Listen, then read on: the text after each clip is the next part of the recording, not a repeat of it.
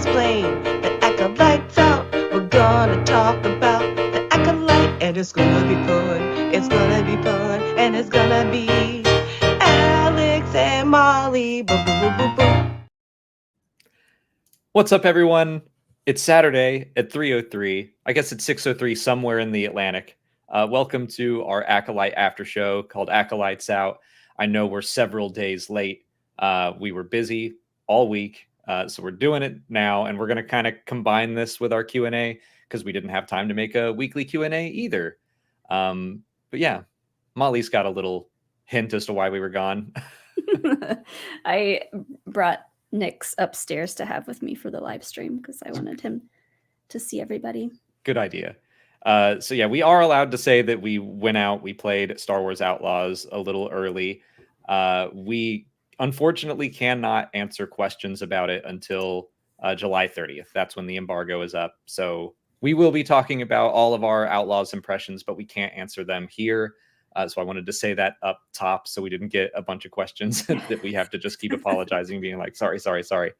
Yeah, we can only say we played it. We can't say anything else. Yeah.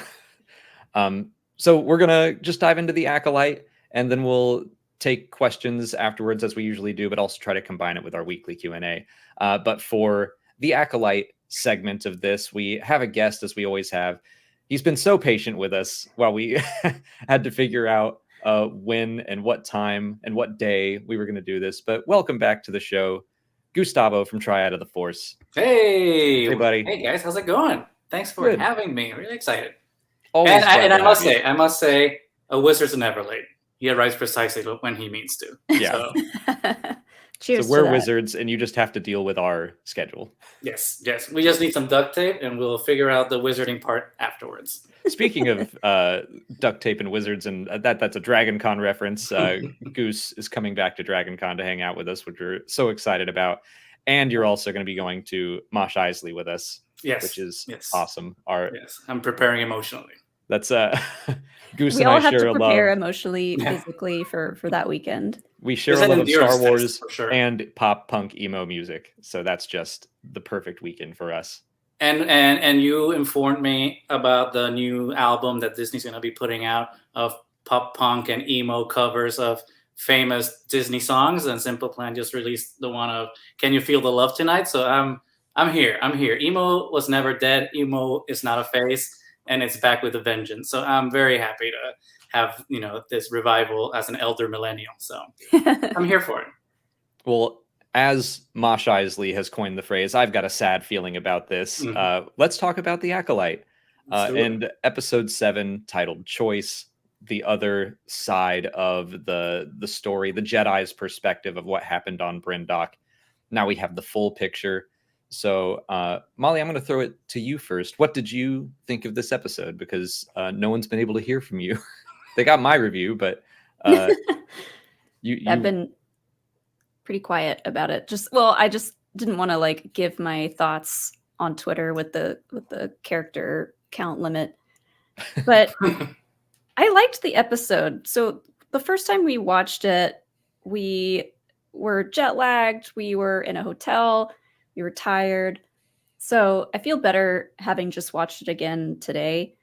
I think I understand it a little bit better, but it's such a series of unfortunate events. It's like the perfect storm of decisions that just leads to this insane tragedy.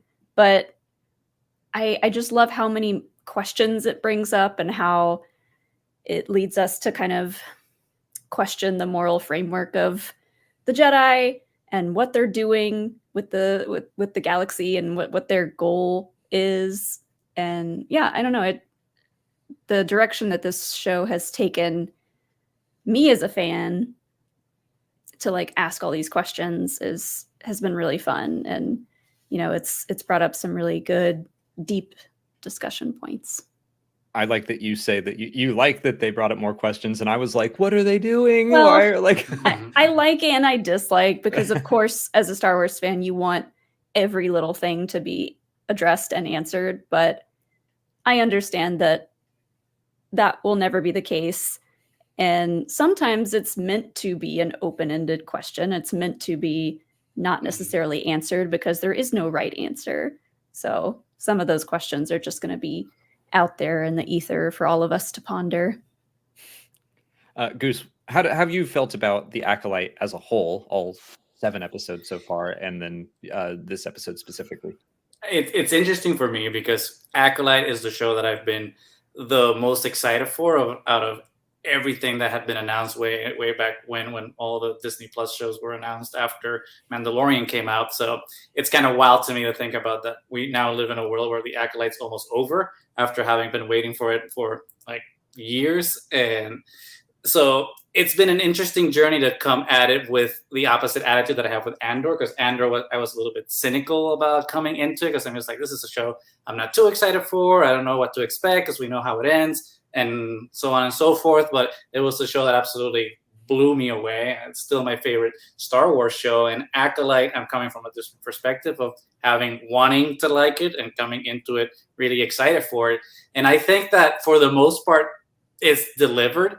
I wouldn't necessarily say in spades, but I have enjoyed it a lot. And I think that the story structure of it, especially now seeing how episode 7 is, the counterbalance of episode 3, is really interesting structure because it works in a lot of different layers, not just as an exciting Star Wars show, but also like a morality tale and a mythic journey. But also I like the symmetry of it, not just because of how it's structured around the twins and the light side and the dark side, but also I kind of realized this as I was looking at the posters that the Star Wars account has been putting out with every week, where in the background is always like the eclipse, right, going through as the episodes go on. I'm just like, oh, well, night is definitely when the eclipse is at its maximum, and then it moves out of it. And the show is structured in that way too, right? Now we're in the opposite side of where we started. So it'd be interesting to see when the show wraps up to kind of see how from the midpoint those journeys kind of reflect each other, because each episode is the inverse of itself. Even with the title formats, everything is about these conflicting ideas and concepts. So I feel like in the whole, it has been working really, really well. The only issue that I have really with Acolyte right now, and even these flashbacks episodes, is, and everyone has said it, and I don't mean to beat a dead horse with it, but it just feels very short. And I don't want to say rushed because it's not rushed, but it feels like it could have had a lot more time to breathe. Because while I do think that everything is very efficient in how it's written and told and everything, it still feels like we're getting to the point far quicker than if we kind of took these breaths to figure out like all these character developments and why people feel a certain way. But I think there needs to be a lot of breathing, because I feel like we're sprinting a lot. And I say that as someone who has really, really, really enjoyed the show, but I feel like it sometimes needs to pump the brakes because we're just rushing far too much. Yeah, I mean, we've said similar stuff as well. It's not just the Acolyte, it's a lot of Disney Plus shows. They feel like they're in this weird midpoint where it's like it could have been a movie. It feels like it's a stretched movie. It's a little long for that, but then it's also not quite a full-on television show with like it used to be 20 episodes or so, and we probably could have spent more time with May grappling over the fact that her sister is alive, and then her swap back to like working against the Sith could have been a little slower. I do think that this would have been a successful movie, probably would have handled a lot of all the questions that people have, and some Star Wars fans are getting angry about the fact that they have questions. I think it's super fun. Honestly, I think I think the most fun I've had with the series is discussing it more with friends, not so much on like Twitter or whatever, but like it introduces a lot of fun ideas to break down and talk about. That's how I kind of feel after every episode. I'm like, that was good. I liked it. And then I start writing about it, and I like write a lot about it because it's very dense. There's a lot going on in every episode. I mean, I think that's a testament to interesting storytelling. It's storytelling that you want to keep digesting and exploring further, because I mean, you could have a show that just spoon feeds you every answer like at the beginning, and you know everything that's going on. But then that doesn't sound as fulfilling to me as something that you want to keep thinking about and examining and going in depth at. It's like, I think that's the best kind of art. You know, you're at a museum, you're seeing a piece of art, and you maybe don't understand that. You want to keep delving into it deeper and seeing what things unravel as you keep looking at it. So I feel like that is one of the benefits of the Acolyte, and I think it's a testament to the discourse online, for better or worse, in terms of how people are reacting to it. At least there's a reaction, and I think that that's much better than something where, you know, it's cut and dry and we just move on to the next thing. Yeah, I think the way people digest media now is so different because of streaming and the binge watch model of like seasons of TV releasing all the episodes at once. It's just like everyone has a different way of consuming media now, instead of like, let's all sit down at 9 o'clock on Sunday and watch this show. And then that's it. It's over. It's gone. So that's created a lot of just interesting opinions on how the story should be fed to the audience. You know, it's like people get mad because they don't understand it. But now, you know, more of previous episodes makes sense. So one of the questions I wanted to bring up, though, I saw chat talking about Flamsy sent a super chat in. Why was May also transforming into a smoke spirit when Anastasia was? Also, is the smoke thing like Mother Talzin turning into green mist to escape Grievous? Also, can you see 11/4D if Plagueis appears? So, Alex, you kind of have a solid answer on the smoke monster business. I do. I was gonna like, maybe we should go through the episode, and I want to address that when we get there, and try to bring up questions as we just so we have some sort of structure here. Well, just because we have an answer to that one specifically. Yeah, I'll talk about it when we get there. Okay. But I wanted to just start at the top and do our at the start why the Jedi are there. We got the hyperspace disaster mention. Legacy Run. My boy Sean Room. Every time I think about the hyperspace disaster, I think about our boy Sean. So Legacy Run. Infamy. That's if you're trying to take a dig at me, it's working. I didn't say anything. I just said I'll tell the story of Star Wars Trivia Dragon Con last year. I think Sean was the only one that remembered the name of the Legacy Run, the cause of the hyperspace disaster. And I was sitting there like, just could not pull it. So good job, Sean. You bested me. But yeah, that was a fun connection back to the books and comics. I guess Brendok was hit by an emergence that devastated the planet, but it's recovering very quickly. So I like that we got an answer of why the Jedi were there. It has nothing to do with the witches. The first flashback kind of, I thought, insinuated that the Jedi were hunting for them. So what did you think about the witches or the Jedi and why they were on the planet and kind of the setup for their presence? I mean, I think it's clever because in a way, what I've liked that this show has done is that it's not really shoehorning Easter eggs, right? And I mean, and I love Easter eggs as much as the next person, but I like the ones that are subtle or in service of the story, right? Not just something that's like, oh, look at this thing from the other thing that you know. And I feel that plot device to explain why the Jedi are there works in a lot of different levels, because one, it just explains for anyone coming into the show fresh why they're there, but also it's payoff, right, for everyone that has been reading the comics and the books to be like, hey, that's the thing that I've been reading for a long time. And you don't have to, know a lot about it to be able to understand it. And it's, if you know, and if you don't, it doesn't matter.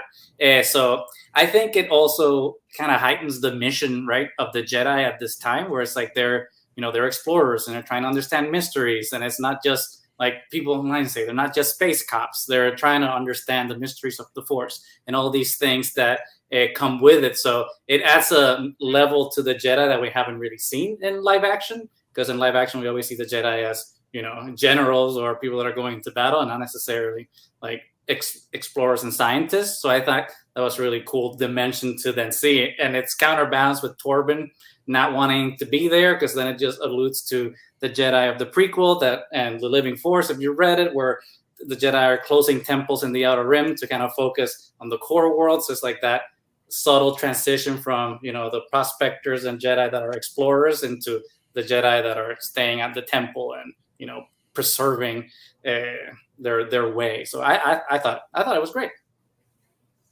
Molly, what did you think? I kept thinking about the blight, and that is kind of a newer thing that's been brought up in the High Republic books. So I was like, I wonder if this is kind of a mixture of the hyperspace, the legacy run disaster that came up in the very first book, and the blight that's happening now in the current phase 3 books, which is kind of just like a disease that spreads across planets and it kills everything. It kills all living things, basically. So to me, it made more sense to be something blight related, just because they were testing the grounds itself, like the grass and the water and stuff like that. So that's going to be my headcanon for now, is that it's a mixture of kind of those two things. I do really like that idea, because the blight is something that is spreading from planet to planet, and we don't fully understand it yet in the books, what's causing it. So maybe it did have something to do with the emergence, or maybe the Jedi just kind of lump that whole mess in with the hyperspace disaster. And we're like, yeah, there's a hyperspace disaster and it caused X, Y, and Z and it chained out. And Brendok was hit with like this blight, but something on the planet fought back. I like that idea. Either way, fun reference back to the books. And I also was just really hoping that after the first flashback that we would get the Jedi perspective. And while they definitely make some major mistakes, it made everything they did a little more understandable, a little less egregious, right from the get-go. And I'll bring up this super chat from Dana Maniac. It says, Indara really needs a written apology from the fandom after this one. She did everything she could to stop the powder keg that is Soul and could not. And I want to agree. I really like that. A, we just got a lot of time with Carrie-Anne Moss. But B, I was under the impression that, she was kind of the one leading the charge against these witches, and that Soul was like being the softer, gentler one. But seeing Indara in this episode, I was like, I liked her a lot. So Goose, what did you think of Indara in this episode? I mean, I didn't even know that there was anything to apologize to her for, to be honest. Like I was on Team Indara from day one. I think I will apologize that I had my conspiracy theory about her character arc, which I thought going into the show without having seen anything, I thought that I had two theories going into the show. And one was that she died in the first episode, and then two, that she was the secret Sith. And obviously one came true and the other one didn't, but I never really thought that her characterization, I mean, personally, right, in either her first appearance in the first episode or the flashback on Destiny really necessarily painted her in a negative light. I mean, maybe that's because after Destiny was over, I knew that we would see like another side of things that happened. So I wasn't on the Indara hate train or anti-train or whatever the hell people are apologizing for. But I certainly was on like a hate train. But I was like, oh, she seems like part of the problem. And then this time around, I was like, oh, to be fair, she does become part of the problem. I mean, people are absolving her of all wrongdoing, but at the end, she does participate in initiating the cover-up and everything, which for good or, I mean, I think if we were going to give a long title to this show, like Fall Out Boy does to their songs, it would be like The Road to Hell is Paved with Good Intentions, because that's what everyone does in this show, basically. Everyone wants to do the right thing, but it turns out backfiring on them. And at the end of the day, Indara played everything by the book, but then at the end, she says like, well, now we got to lie about it. And that's, she meant well by doing that, because now Osha was going to have her master and would be able to have someone to take care of her after this whole disaster happened. But it created May, right? And like all this retribution for everyone because of the cover up. So it's one of those things where it's like, it's a good lie for good intentions make it a good thing. I mean, I think that's the complexity of this show. It's just like everyone tries to do the good thing, but in the end, just doing a bad thing for a good reason make it good. I think there's a lot of nuance to that. So I love Indara, but she did do everything right for the most part. But I think at the end she participated in making things as bad as everyone else did. But that's just me. Don't shoot me. Don't shoot the messenger. I think it's kind of like a snowball effect when it comes to lying. You start with little lies and then that snowballs into bigger lies. And that's definitely what happened here. She was like, well, we could tell Osha exactly the truth and exactly what happened. And that might really traumatize her for life.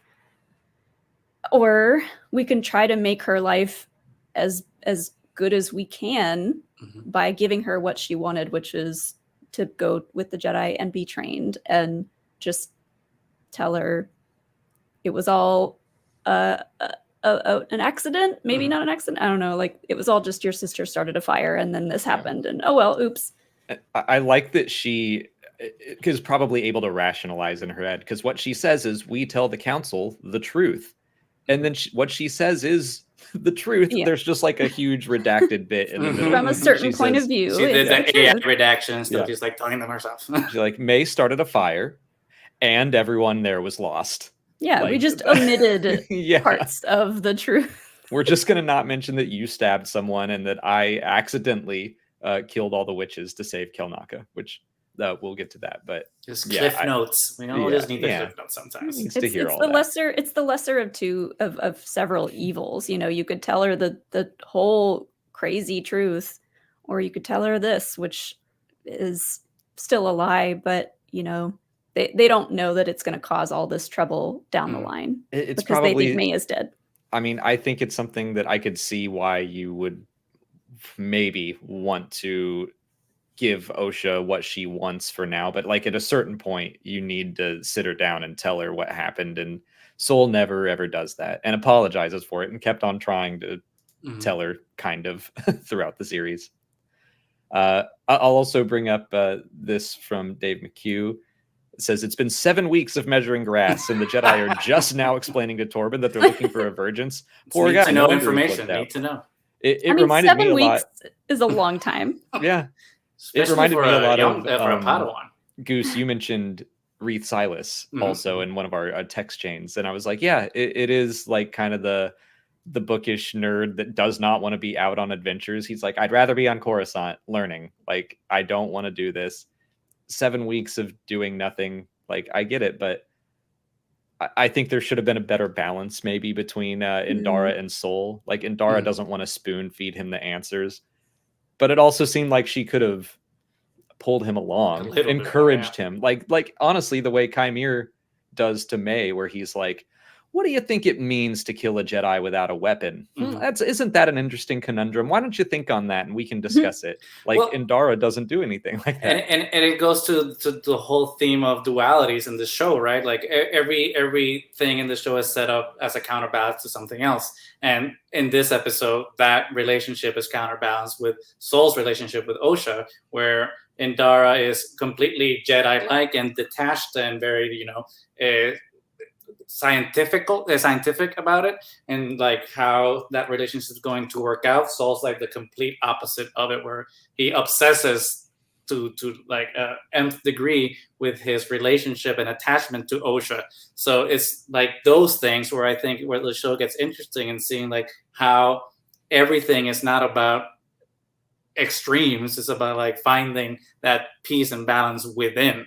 So I'm looking forward to see like how this pays off like in the next episode, because there's been so much of that where I'm just like, is the show just gonna end kind of like, and I know I'm jumping like towards the end of the episode, but I keep thinking like, is the show gonna end kind of like Ahsoka ended, where it's just like this reversal of roles, where in Ahsoka it's just Ahsoka and Sabine switch places with Ezra, and that's how the show ends. I wonder if like this show's gonna end like that, like May and Osha just switch places in the dark and light side, so to speak, which I, for now, for a show that hasn't been renewed for a season 2, would find that very frustrating, because I want this season to be its own thing, and then if there's more stories, we can move on to those. But yeah, sorry to move on to like a different part.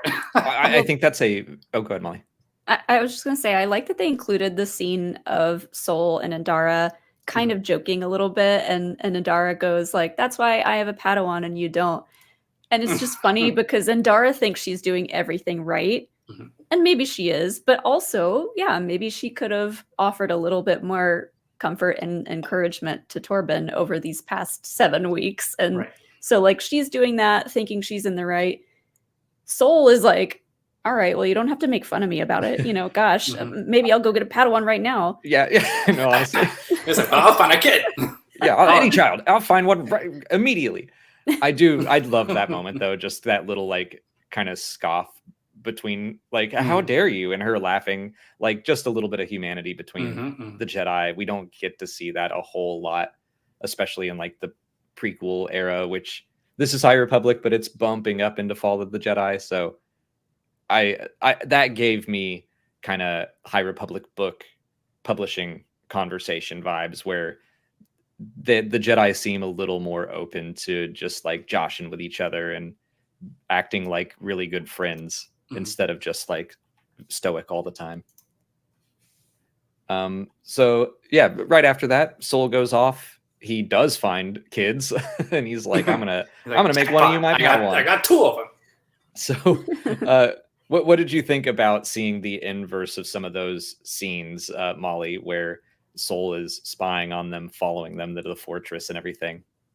It's interesting for us to see exactly what he sees, because in just that small context, you know, he sees these 2 kids, he sees them use the Force, he sees them arguing, he sees like a little snippet of like the training sequence, and all he really sees is them getting frustrated and Mother Anastasia like pushing them to the ground.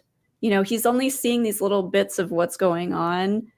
And yeah, in his head, he's like, oh no, these kids might be in trouble. I need to interfere. So it really is just setting him up to really question whether or not these kids are safe. And it's enhancing his desire to take them out of the whole situation, specifically Osha. He's like, oh, here's my perfect shot at saving this girl. He's got this savior complex. A lot of the Jedi do. Saving this girl and then her becoming his Padawan. I thought they did a good job at showing all of those scenes that seem perfectly reasonable from the first flashback of Mother Koril acting like a mother and being like, hey, it's dangerous out here. Come with me. Where in this, she like appears out of nowhere. And you see Sol like, oh my God, like someone's accosting these children. And then by the time he gets inside, he doesn't see the lesson. He just sees Anastasia push the girls over. And like, he sees all of the worst stuff. So I thought that they did a pretty good job of showing the context from his point of view, making it understandable, and also just feeling like, the tragedy building, because we know that that's not the truth of it. Goose, what did you think? It's with Sol, I'm always reminded of what Obi-Wan says to Luke in Return of the Jedi. You know, the truths we cling to depend greatly on our point of view, and that's kind of what happened with Sol. But I think the interesting thing about it is that it wasn't played as a reveal, and I think nothing in the show besides the tragic deaths in episode 5 were played as shocking reveals, but everything is something that we were expecting to see. And we know from the first flashback and everything that has been set up between Osha May and Sol that something happened in Brendok, and that the Jedi and Sol were partially, if not completely, responsible for everything that happened. And it depends on like how you're interpreting all the different perspectives. So I thought it was really good to show how Sol approached the situation, but also how he approached it after that conversation with Indara, because it shows that he's coming at it from a subjective point of view, where Indara is objective about a situation,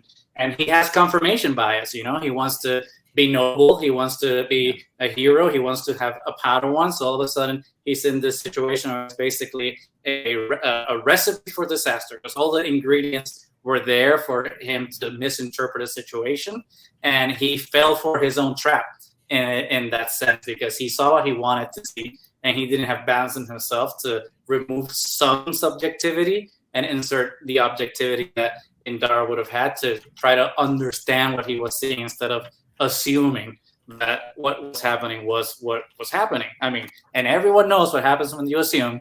I mean, I'm not gonna say it here, but that's what happened. And I think that was clever. And I like that the show treats us with enough respect to not make it seem as a reveal. It's just like, this is what happened. And it's horrible because it happened, not because it's supposed to be a shock. So yeah, I thought it was clever. I would have honestly preferred if we hadn't had a full episode of flashback.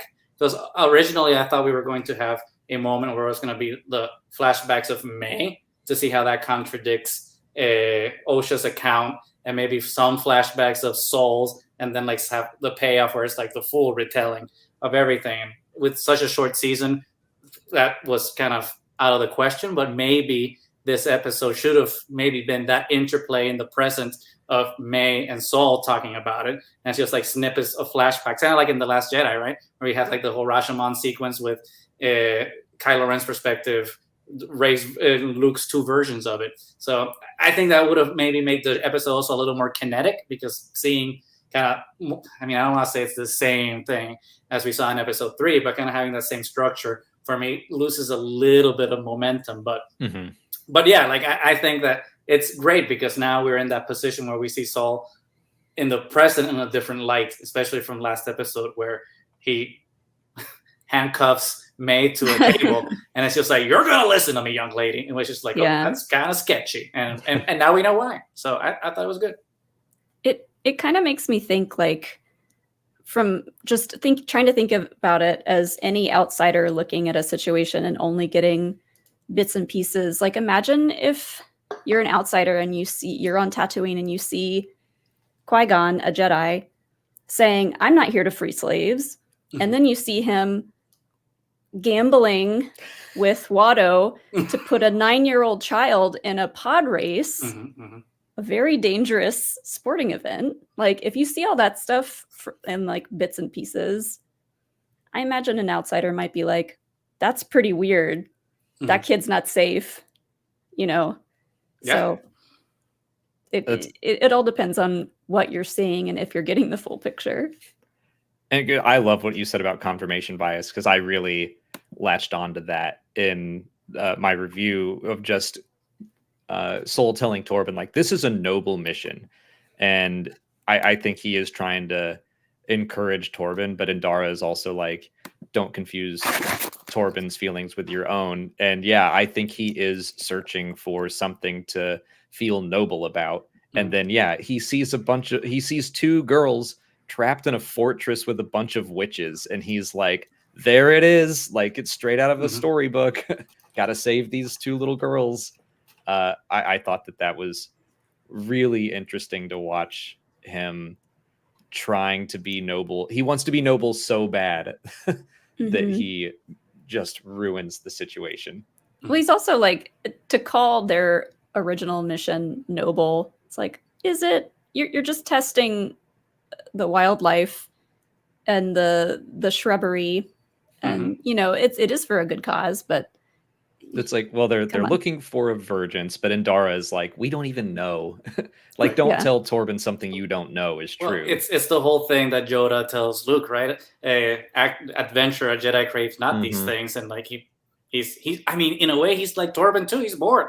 It's like he's doing the thing, but he also wants to just find the thing that will be important and give meaning to the investigation that they're on. And then if there's something grander for him, then so be it. And if he finds some lost children, even better. And you know, he hit the jackpot apparently. So I don't know. I do think it would have been nice to get a little more context from Torbin's point of view, just like what's going through his head. How long has he been training, you know, with Indara? How long has he been working as a Padawan?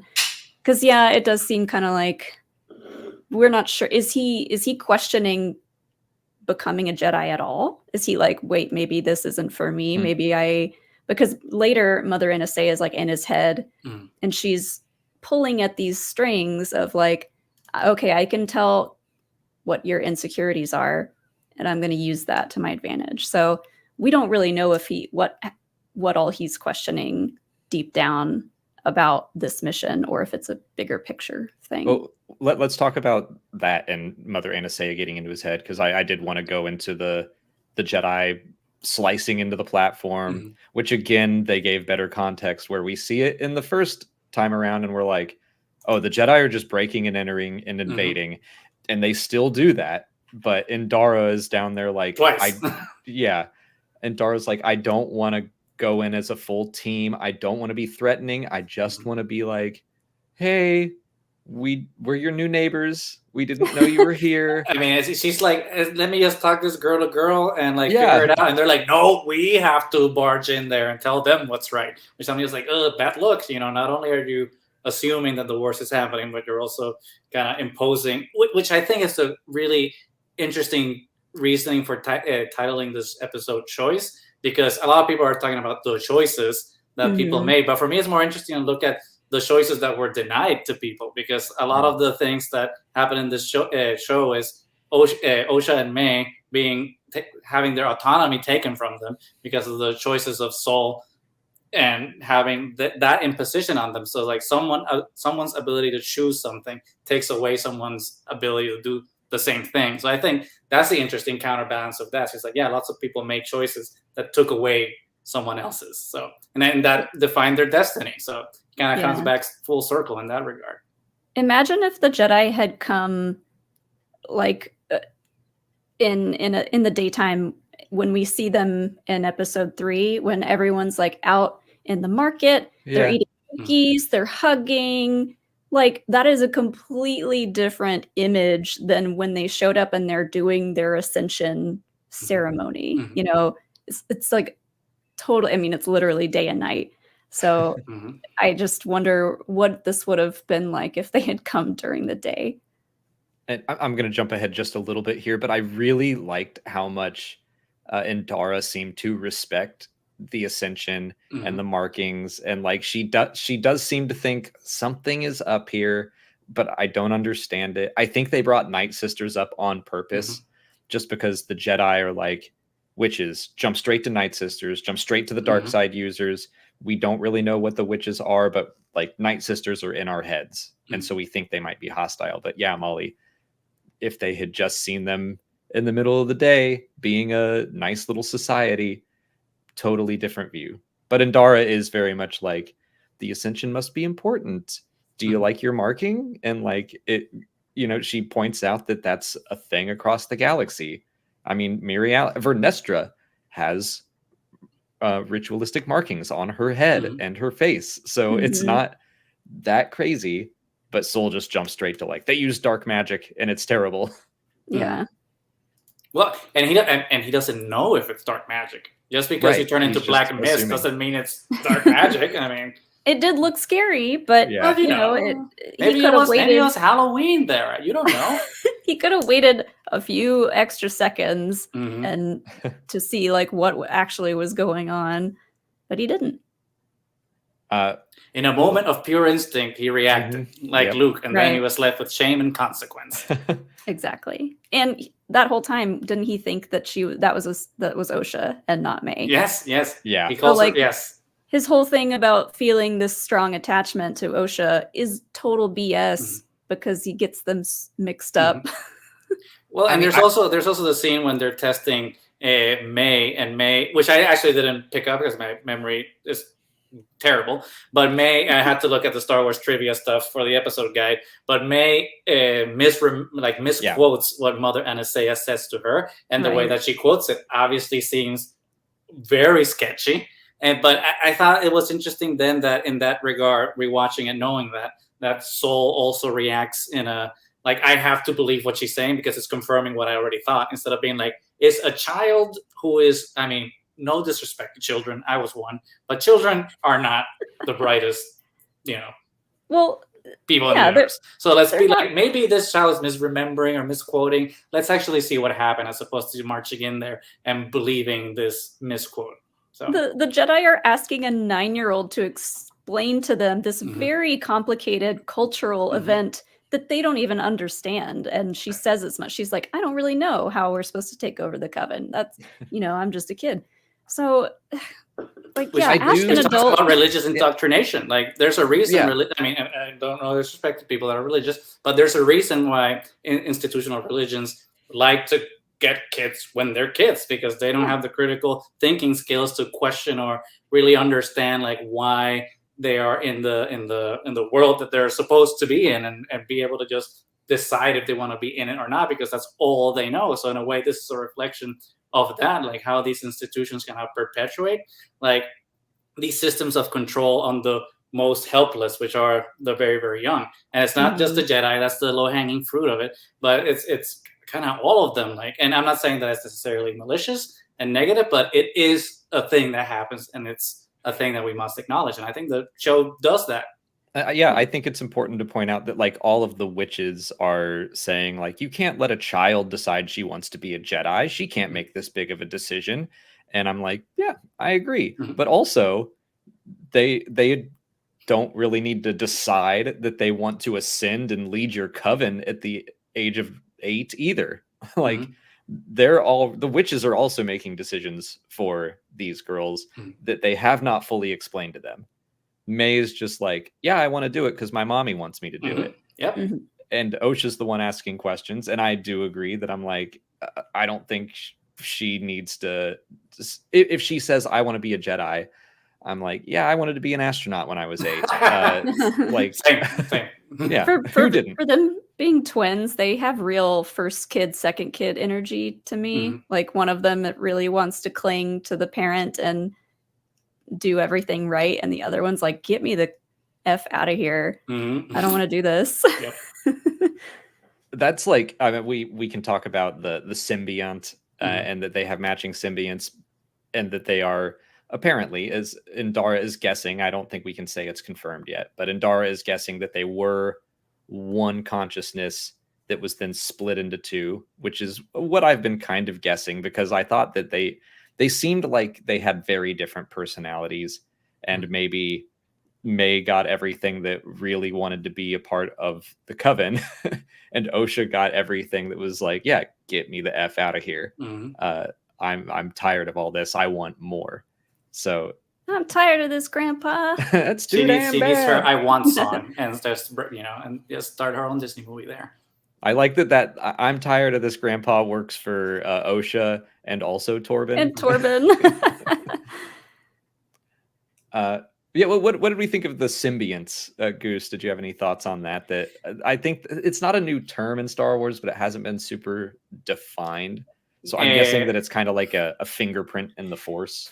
I think it's, I mean, it's because of my approach to like how I come at Star Wars. But for me, like all this magical M count Force things, it's interesting, but I personally prefer to like think about other stuff, because right now, since I don't know what it means, I feel like it's distracting me from like looking at the relationships in the show and like all the other interpersonal conflicts that are happening. But for me, it was like an Easter egg, right? It's like, oh, that's the thing that Qui-Gon or Obi-Wan said in Episode 1 about midichlorians, and we're all symbionts in the Force and all that stuff. So I don't know, and I kind of want to be surprised by it, because as I've thought about what it could mean, in my mind, it's either two things. I'm setting myself up to be disappointed by coming up with something that's not going to happen, or 2, like I'm whatever they come, like, the writers for the Acolyte come up with is going to be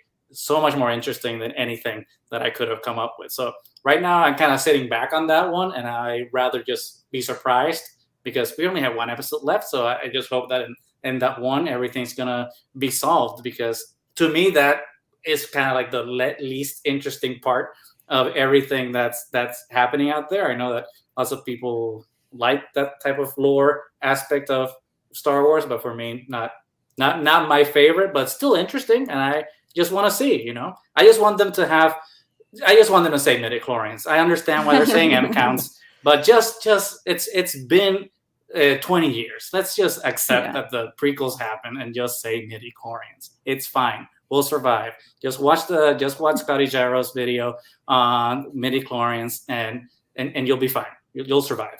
Well, Ventress did say it in Bad Batch, so we can at least celebrate that. But yeah, I think because of there still being people in the world who hate the prequels, I think the reasoning behind using M count is just like, maybe we just don't put that word out there anymore and we'll just say M count. So am I the only person that doesn't think that? Where I think they're just trying to shorten it. I don't see it as some sort of let's avoid saying it. I think it's just easier to say. I mean, I do like that they're using M count. Like, for example, in Bad Batch and all the scientific stuff. It does make more sense for like the Empire to say it. Right. It's just like this very mechanical, detached way of referring to this force thing. But I feel like at first, when I was introduced in Mandalorian, it's kind of like M count, so that, you know, we get it through and the people that understand are going to be happy, but then we don't upset the people that will be upset. But at this point, I agree. It's Indara, I do think, should say get their metachlorian count. Yes. It's like Torbin. The Jedi would refer to it that way. It's Torbin being a youngster and saying things like Riz. Yeah. Like he's like, they have no Riz. They have the same M count. Or a high M count. It's crazy. Yeah. Well, speaking of Torbin, I do want to. We got. Wait, I didn't get to talk about the symbiont thing. Oh, go ahead. Yeah, so you segued into Torbin, and I tried to jump off. Sorry. I like that they brought up the symbiont thing just because it brings us back to the whole yin and yang business of like, can one exist without the other? How do they complement each other? And I do think part of the story, like their creation is important to the story. They didn't necessarily have to go into it, but now that they have, it'll be interesting. I think it might lead us to see that, yeah, Mother Anastasia did tap into the dark side to take one being and split them into two. And like that might just be where this story is headed and where it ends the season. Like, yeah, the dark side leads to unnatural things. And because this is one being that got split into two, it's unnatural.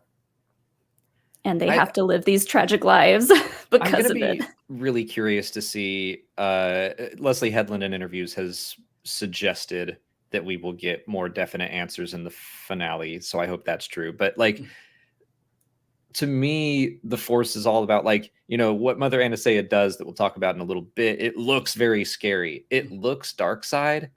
But I mean, I think it was an act of protection. And so I'm like, I don't know that she was using the dark side when she looked very scary. And if she is splitting one life into two, I guess it all depends on what her motivations were. Like, is she afraid that her coven is getting away from her, and so she wants to create extra daughters to help her lead it? Or is she angry at someone and wants revenge, and so she's trying to build up this power? Or it might be that it was coming from a good place, and like, I don't know that they were a creation of the dark side or not.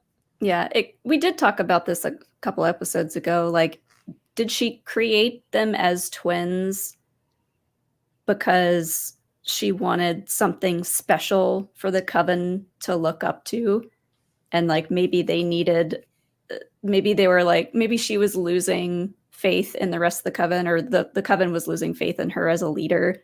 And she was like, I know what I'll do. I'll create this very special thing for us to have to look forward to. So like, they have the twins to be their like special thing that they feel safe because of. And it also could have been like a selfish creation of, I will always lead this coven, whether it's me or my family, or maybe they're like these clones. I don't think they're clones, but like, if she created them with a part of herself or something, it could be that she is just trying to cement her power and leadership or something. But it's just like, I don't get those vibes from her with what she said about like, today I choose mother over being a leader. And I'm like, she uses some scary looking force powers, but I don't get Darksider from her. But we'll talk about that a little more in a second, because with the revelation of the symbionts, Torbin freaks out and it's just like, I'm gonna go get them kids, and drives off. Bye. So let's talk about Torbin a little bit. We got some questions about him. Cindy K says, Torbin, being impulsive in Star Wars never goes well. He gives in to fear, feels rightfully guilty after. Does he become a master after taking the Barash vow? How did he go from angsty Padawan to master in 16 years? We've guessed on this a little bit. We kind of joked that it would be funny that he took the Barash vow, started to meditate as a Jedi, and maybe he was in meditation so long, everyone was so impressed with him that they were like, let's just make him a master. And they like put new robes on him while he's floating there. But I think that was the interesting thing, and this is something I read either on Threads or on Twitter, but his weakness in that episode was being weak-minded and having Anastasia control his mind or infect his mind, and he was so traumatized by that he built his mental strength so much that nothing even physical could penetrate his Barash vow. So I think it's again the interesting thing of the symmetries of all the different events that happen in the show, but then also him wanting to go back to Coruscant to just end up rejecting Coruscant to go to some planet and just some other, I don't know if it's in the Outer Rim, but some planet outside of the core where he's just as far away from the thing that he wanted. So it's again the inversal of your situation in life from where you were at the beginning in Brendok and then where you ended up 16 years later. I don't know if it deserves a bad beard and a bad balding wig, but that's not his fault, I guess. It does seem like he looks way older than he should be. Like it's been 16. He's what, 16 in this? I don't know how old that actor is, but at the latest, he's probably in his early 20s. And then now that would mean he's my age. Maybe he was just out force healing a lot of people. Yeah, and sure. Let's go with that. Yes. If you look at this in like a real world perspective, let's say someone who's 19, 20 years old has like a really bad breakup or like something very traumatic happens to them. You're still pretty young. So let's say that person pours themselves into work for the next 10, 15 years, like works their butts off to get to some CEO position. They're not happy. They're just kind of like suppressing what happened to them. So they're going to, go full speed ahead into some career. But at some point, they're going to break. They're not going to therapy. They're not paying attention to their emotions and what's bubbling up inside. At some point, they're going to break. Then he's going to take the Barash vow. But in that time period, his hairline is going to recede. He's going to make some bad decisions, appearance-wise. He's like, maybe I am a goatee guy now. So no one should be. I mean, I don't know who in the chat has goatee, so never mind. Like that makes total sense to me that he would just like try to power through this traumatic event, and at some point, he can't do it anymore.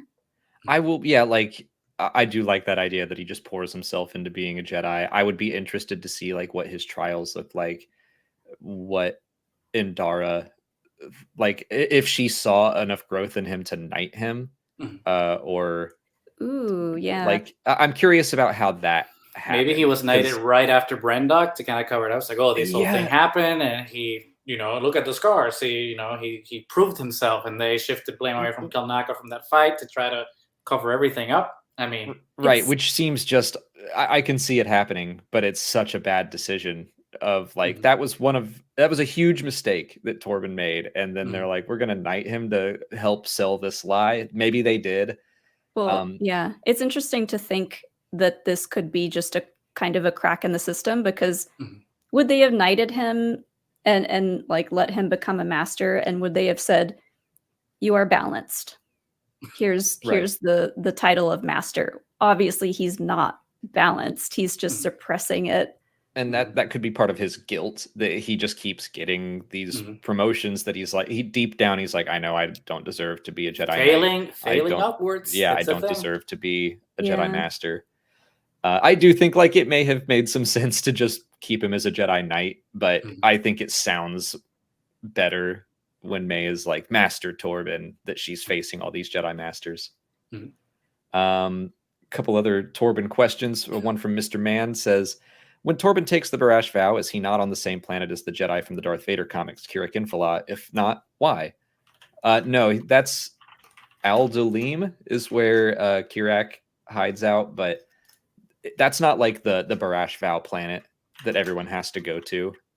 If you take the Barash Vow, it's just the planet where Kirak and Falah decided to go. And Torbin seems like he just sat down one day and closed his eyes and decided not to move. Molly, I think you brought it up when we first discussed him, but about like cleaning people pushing him out of the way to like vacuum or whatever. The janitor has to go in there once a day to vacuum and, you know, dust everything. And they're like, they just have to go around him, you know. It's like, this guy, come, this guy, like these Coruscant Jedi just come in and we have to clean up around them. But like, they just push him off to the side if they have noble intentions to clean the room? Are they allowed to get through his bubble and just kind of like move him off to the side so they can clean? Maybe they have Ila Samiri there. That's like force reverse, so they just come in, yeah, it up, and get out. I like that. Also, Elliot Finn just said he made mistakes, but I still feel bad for Torbin. Yeah. He's just young. a kid, and life is a nightmare. Made mistakes. And you know, if a witch from a spooky seeming coven got in your head and tried to tempt you, and you know, possessed you temporarily, that's. I mean, that's all to be fair, stuff. if it's Mother Anastasia, it doesn't seem like such a bad thing. But to each their own. You were into it. I'm not going to confirm or deny. David McHugh says, Torbin is impulsive with horrible consequences. Then he meditates for 10 years. Don't be impulsive. Don't be impulsive. Then he wakes up and impulsively kills himself. Not very effective, I guess. Don't be suspicious. Don't be impulsive. It's what Indara told him. That's the same thing Qui-Gon tells Obi-Wan. It's like, don't center on your anxieties. And he's kind of tripling down on them, I guess. So yeah. Flamsy, I promise I didn't forget. We're almost there. We're almost to that point in the episode. Just wanted to focus on Torbin for a bit because a lot of people had questions and theories about him. One of my theories, or Brand the Builder says, one of my theories is that Torbin took the vow not just out of guilt, but to also avoid admitting the truth to the council, especially because that's what May offers him as another option. Yeah, I do think that he just felt so guilty. What he wanted was forgiveness, which he thought was impossible. So he just sat around being sad instead of trying to make anything better. Interesting that May knew exactly that and gave him those exact two choices. Well, she was the stranger, Chimere, told her that. Like, what you need, what he wants. We still don't know how he knows all this stuff. But that's a very Sith thing. You know, they sneak into places. There's in the Darth Bane books, Darth Zana sneaks into the Jedi Temple, like right under all their noses, and does a ton of research and then leaves. So don't be suspicious. Don't be suspicious. So yeah, I think we can get to the full face off now. Torbin heads off. Soul catches up. Face off. That is rude to what happened to Torbin. Oh, sorry.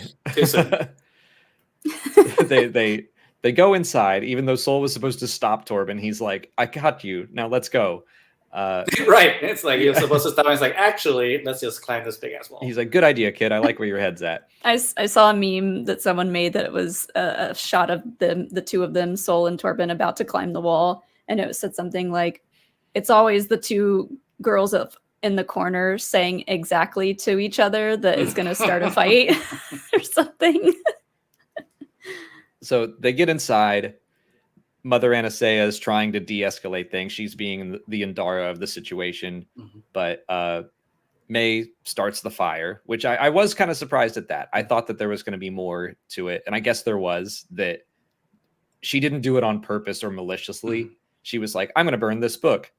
Uh-oh, I didn't think. But also after being kind of not forced, but pushed into it by Mother Koril, because I thought that was like an interesting part that not a lot of people have been discussing, which is like, yeah, May did that, but she was pushed into it by Koril, and then Koril pieces out. So I think that's one of the lingering questions for next episode. It's why did Koril push May that far to kind of be that antagonistic towards Osha, and then why does she just leave everything the minute everything's going? It turns into a disaster.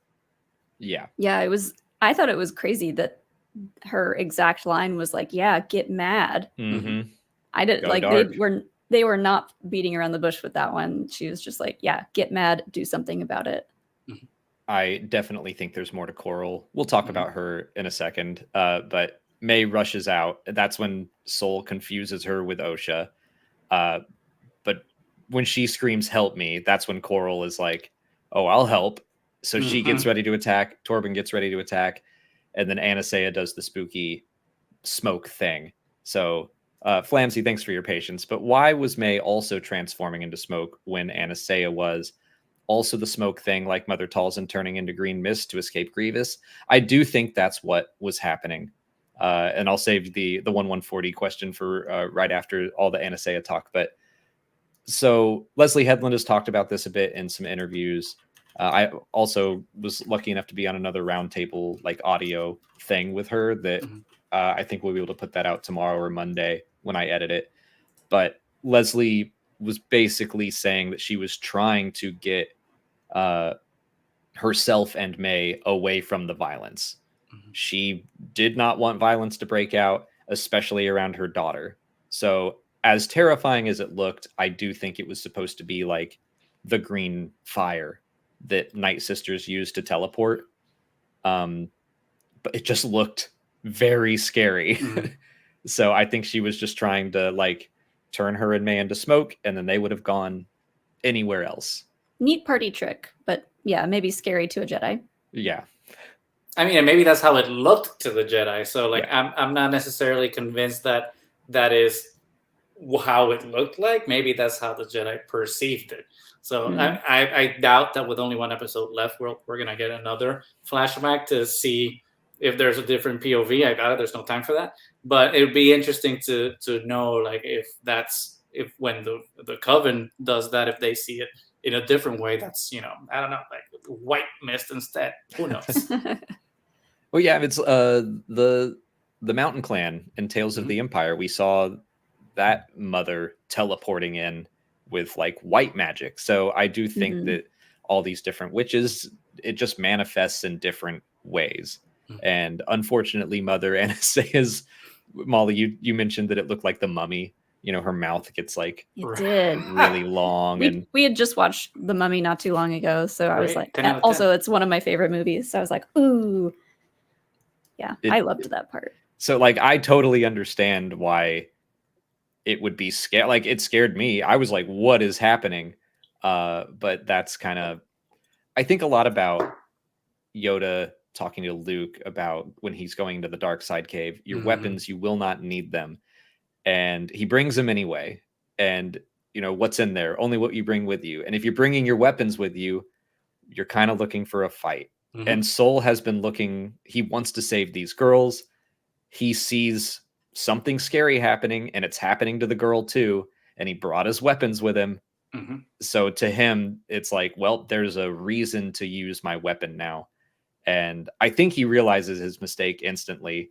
I really like that he doesn't pull it out against Mother Koril afterwards while she's like punching him in the face. And he looks upset. But yeah, that was the wrong move, Sol. I mean, and it makes sense thematically because in the last episode when Chimera is talking, or the stranger, like who knows how we have to refer to that his character now, when he's talking about the cortosis mask, he does literally say that Yoda quote when he says that it's a deprivation mask, and you only bring what you take what you bring with you into it. And now, in a way, Chimera and Sol are mirrors to each other because they are both characters who are being following the Force to a want of needing a Padawan. Chimera said that I just want a pupil, and now Sol has been saying I want a Padawan. So they're both kind of approaching that same want, just from different places. And like you said, Alex, and they're both bringing in weapons to do it instead of just bringing, I don't know, kindness, compassion, and patience to finding those things. I'll also bring up Flamsy's last question. If Plagueis appears, could we see 140? If it's Leslie Headland doing it, I think so. I don't think Plagueis is going to be in season 1. Who's that? He's just Plagueis' droid. Oh, he has his own little droid. Yeah, and he is canon. And it's cute. Is he mean? Like his master is dark side, so. And he passes to Palpatine. He's been mentioned. Or is he like, oh Tarkin. no, all the time? Nah, he seems pretty chill with what's going on, from what I recall. It's been a while since I've read Darth Plagueis. Desensitized. He's like, this again. All right. He reminds me a little bit of 000, not quite so terrifying, but like he seems on board with what his master was doing. Again, it's been years since I've read Plagueis, but he is canon.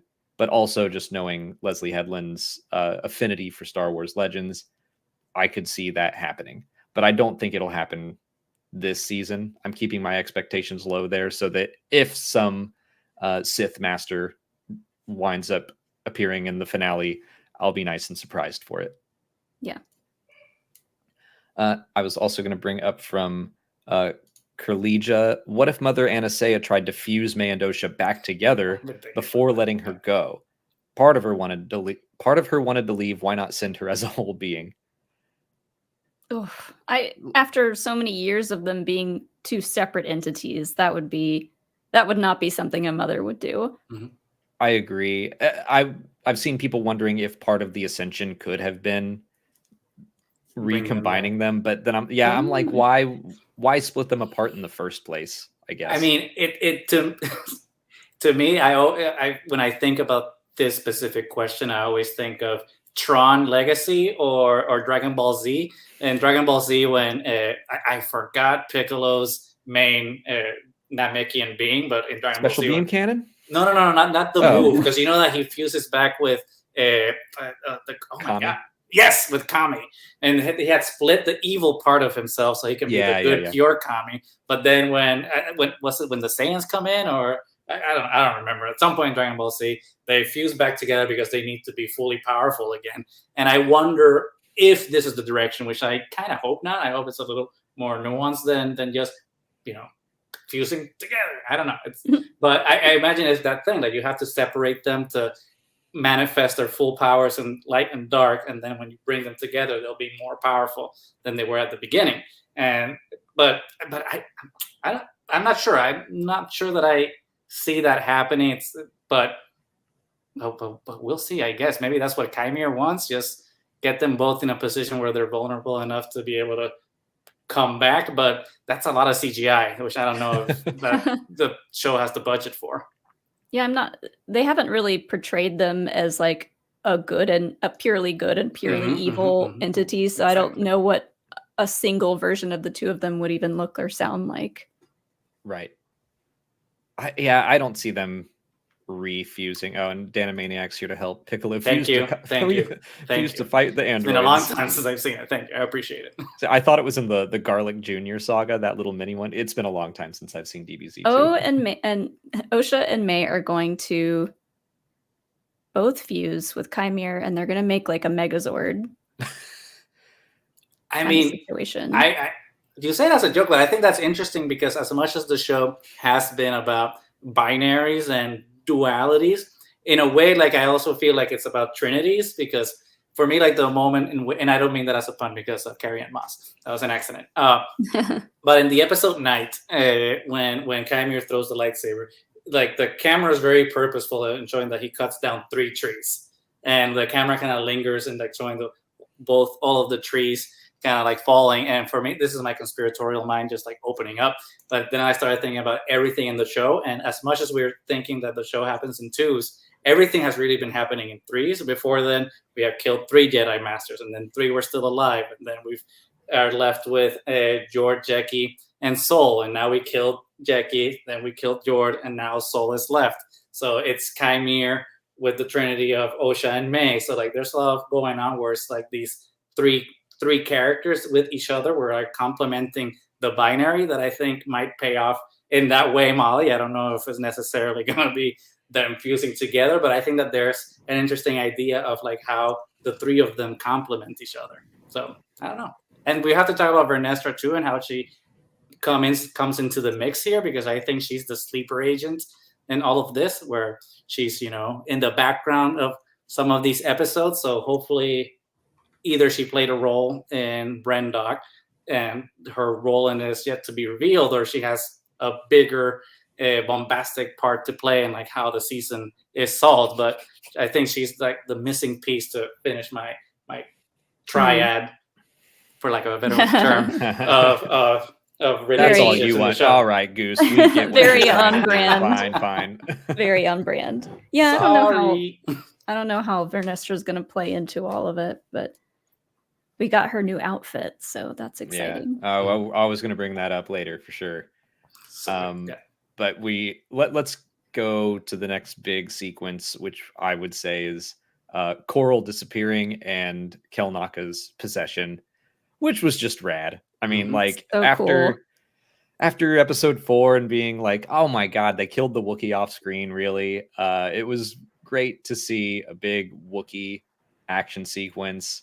We rewatched it just like a couple hours ago, and I can't wait to. I totally forgot that I haven't edited the reaction yet. We did film a reaction at the hotel, and I feel like that whole sequence of seeing Kelnacca fight, I was like, like my mouth was just open.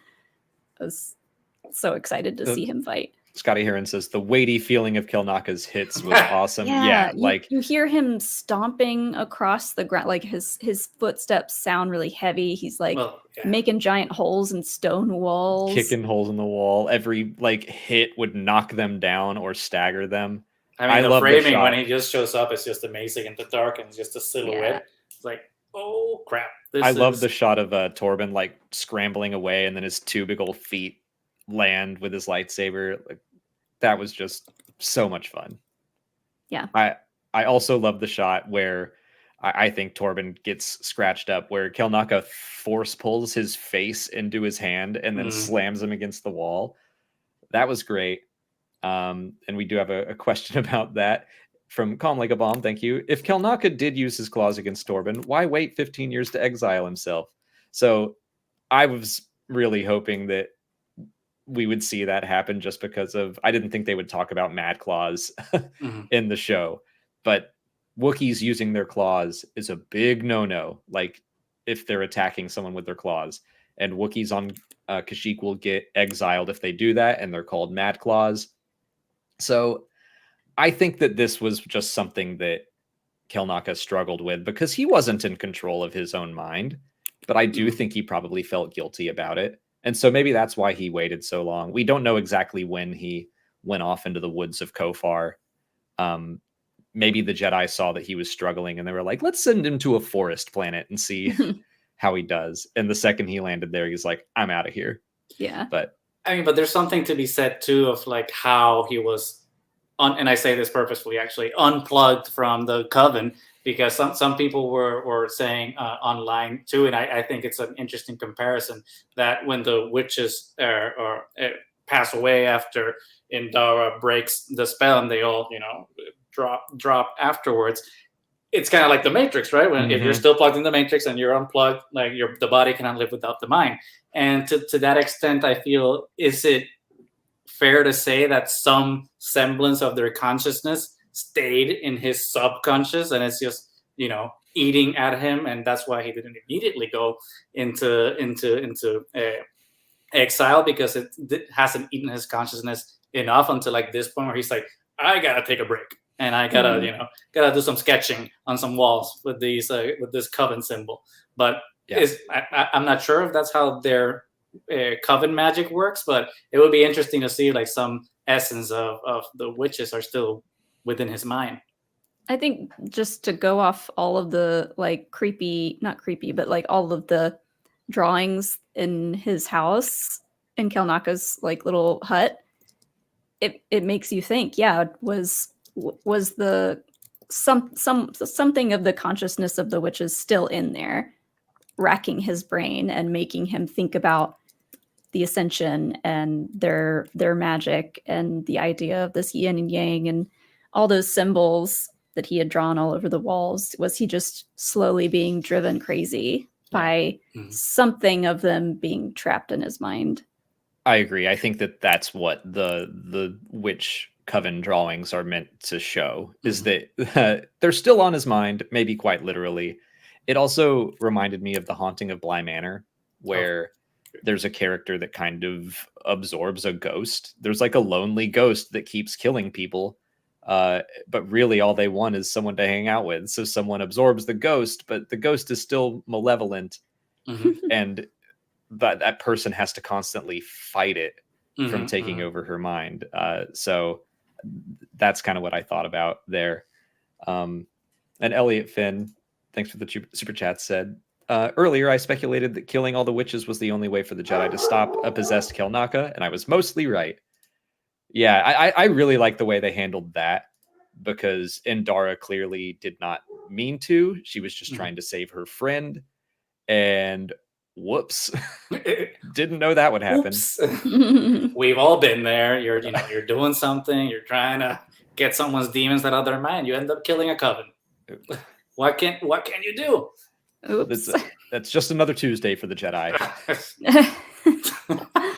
What's going on, Hilo? You barking about something? Aww. He's like, I have thoughts. Yeah. About Kelnacca.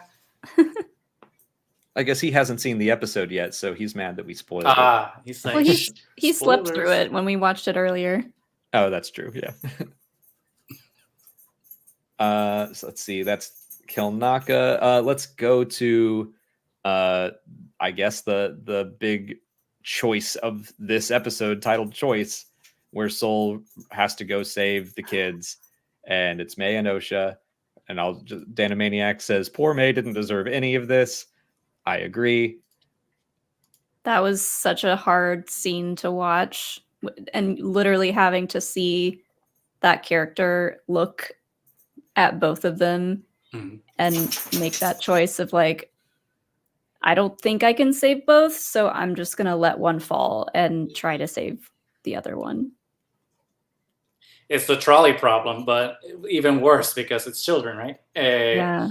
And there's really, I think it's clever in terms of how Leslie and the rest of the writers chose to frame it, because there's no scenario in which he can make the right choice. So it's kind of something that will inevitably haunt him, because it's either he had to let either of them both go or save one or the other. So there is no situation in this where he wasn't going to feel guilty or would have been able to make the right choice, because all the choices were going to have a bad consequence for somebody. So it's rough. It's rough for him. I definitely do not want to be in that situation again. We talked about this a little bit while we were out of town, because a lot of people online were saying like, why couldn't he have just saved both of them? Why can't he just tap into more force power and save them both? And we were like, why couldn't, it's not the Force Unleashed, that's why.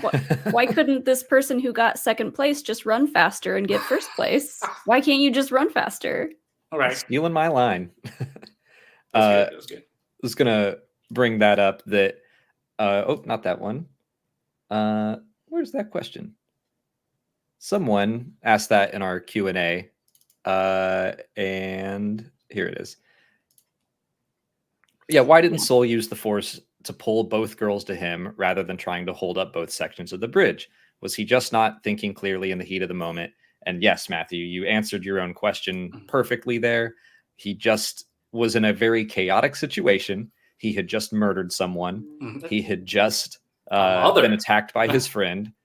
Then he ran through a room where he's like, oh, we also killed all the other witches. And there's fire and there's explosions. So I think some people think that the Force is just something where you can run around yelling like force push, force pull, force choke, force speed. Like it doesn't just activate like that. So when he sees this situation, he just panics, does something. I do think that, yeah, theoretically he could have grabbed the twins and pulled them to him, but he didn't think to do that. And I bet he has been kicking himself. I bet he's running that scenario over in his head, saying that like, I could have saved them both, but I didn't think of it in the time.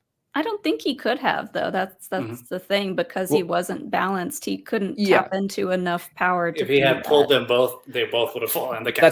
I'm saying in theory. Yeah. a Mhm. Jedi would have been able to think of that. But he was not balanced. He wasn't thinking clearly. He was clearly very panicked. So in the moment, that's what he did. Well, in my mind, it's one of those things where I feel like there's a reason why we have an adage that says hindsight's 20/20, and it's one of those things like, yeah, like it's easy to say, why didn't you do that? Why didn't you do this? From a third person perspective, looking at events that already happened. But even in our, let's think of like our non-superpowered world where we can make any decision that doesn't require super strength or the force, and sometimes we just make the wrong decision or a bad decision in low stakes situations. So I think it's not impossible to think that in a high stakes, stressful situation where your emotional capability is compromised and where you're not fully balanced and your force is not completely with you, that you might not have the strength or the capacity to make the right choice. And I think that one, there was no right choice. And then two, he wasn't strong enough to have made it, even if there was. And I think that's the whole point of the episode, to show that he just wasn't where he needed to be noble, and he messed up. And I think that it says more about us that we want these fictional characters to be infallible, because we're not infallible, but we want these characters to be that. And I think that sometimes we have to acknowledge like our frailty as people in these characters that are trying to just represent us. And I think that's what the show is doing. It's just telling a human story that happens to be set up in the Star Wars universe. So why didn't Saul save them both? One, because writers decided that he wasn't going to save them both. And the writers decided that it was more important to tell something about our human condition and how we react in situations like that than to, again, be the Force unleashed and superpower everything perfectly. But, it's a misunderstanding of how the Force actually works and what it is. But yeah, like Molly and I were talking about it and said why don't you just simply run faster? Or if you're like, why didn't the all-star wide receiver just catch that ball? Why did he drop the game-winning touchdown? What a stupid decision. It's like, well, he can catch the ball, but like pressure gets to you, and sometimes you fail yourself, and that's all this is. The Force is not a superpower, although because this is Star Wars is a fantasy story land that we all get to experience and live in from time to time. And I understand some people want to see the Jedi as these badass warriors who can do no wrong, but that's just not true. It's not the case. And it would be terrible storytelling if they did try to show the Jedi as these badass people who can do no wrong. That is not interesting, and it's not going to be relatable.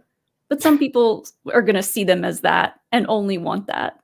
Right. It would be so boring if all of Star Wars, the Jedi were perfect and the Force was as powerful as you need it to be, because then there's no conflict and no reason for stories to happen if things don't go wrong. So we kind of need this, one, as a plot contrivance so that we can move stories forward, but two, to just kind of reflect that, they're people. And I think that that's the important thing of the show. It's like, one, it's not that the Jedi are evil or the Jedi are good. It's that they're people in an institution trying to do the right things, but the trappings and the human condition just gets in the way of them doing either the right thing or the good thing, which I don't think are necessarily the same thing.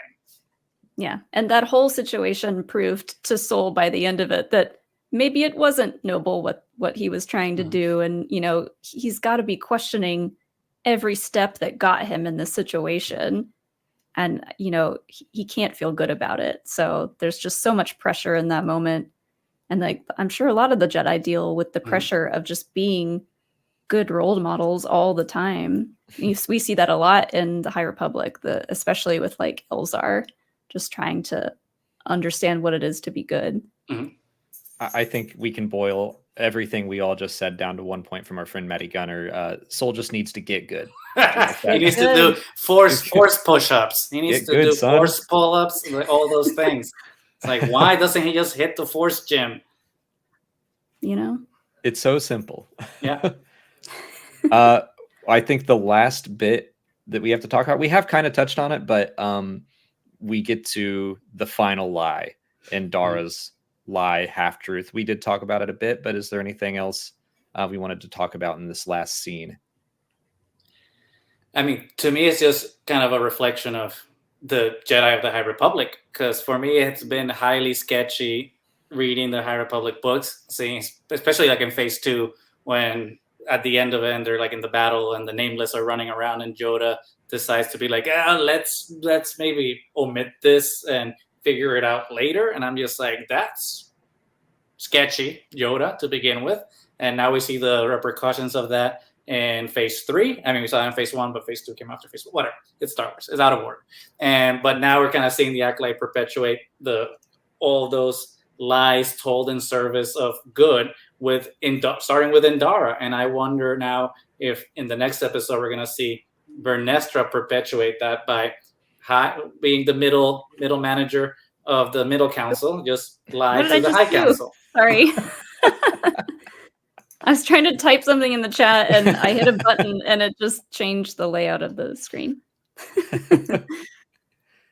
I definitely want to talk about Vestra. We're going to talk about predictions for the finale and stuff. I was going to bring up, I wish it would show here, but Phantom Otaku sent in a sticker that said, "Get good."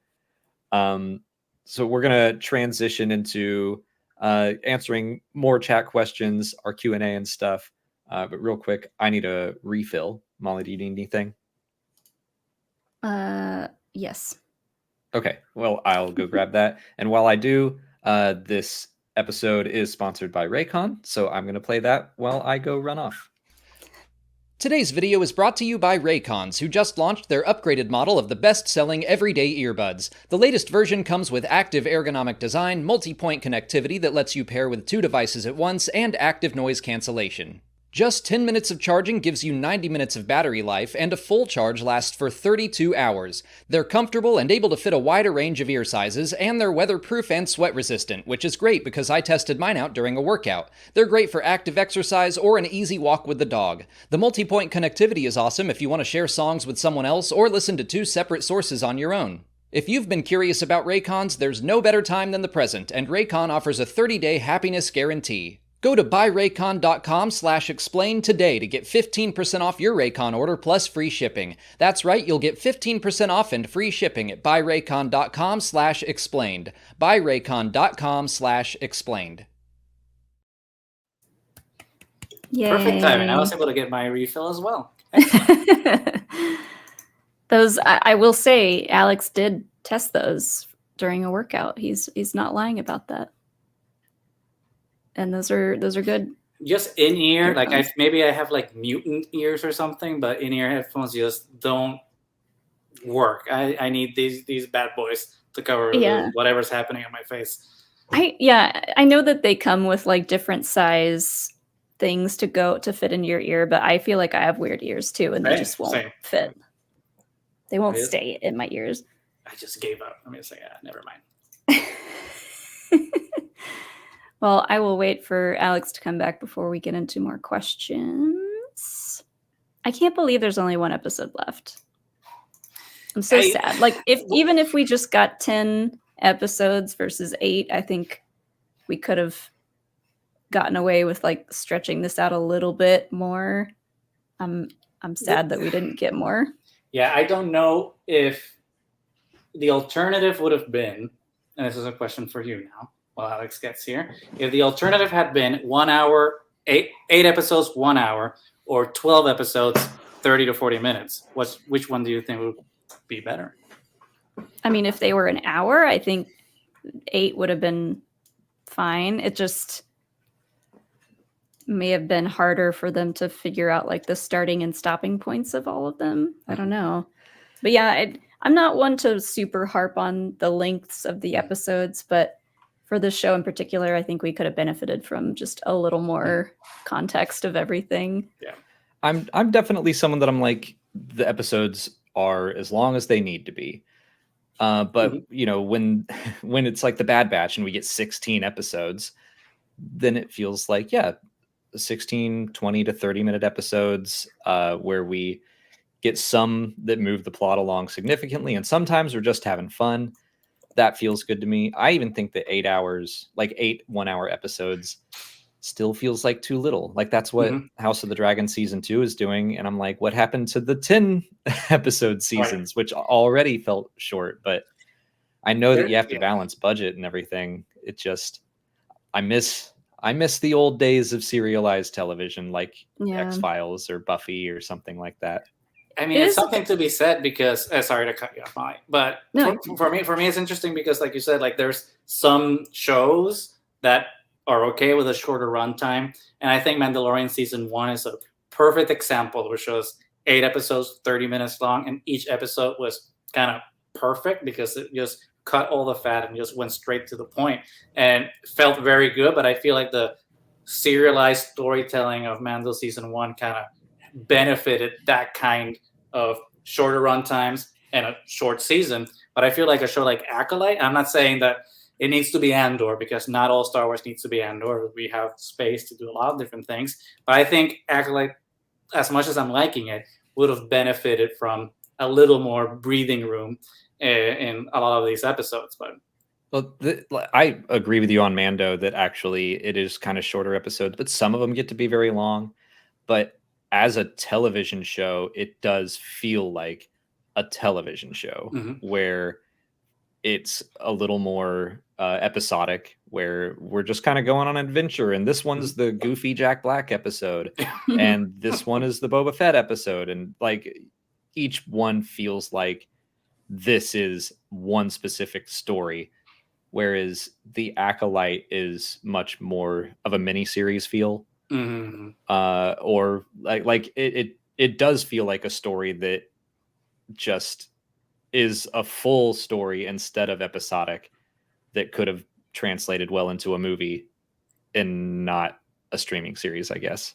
I'm just looking forward to maybe at San Diego Comic-Con or one of these next publishing panels when they announce the journey to the Acolyte publishing effort. And so like all the High Republic novels that are kind of leading the way into the show. I mean, we know we're getting that one shot for the Kelnacca, but I definitely want like more of, especially the Luminous authors coming in and like filling in the gaps for the Acolyte, to kind of like keep them involved in all of this era of storytelling. Although I wouldn't mind Delilah Dawson jumping the pond into the Luminous era and maybe writing the May backstory of like honestly, how she got into episode 1. That's a good choice.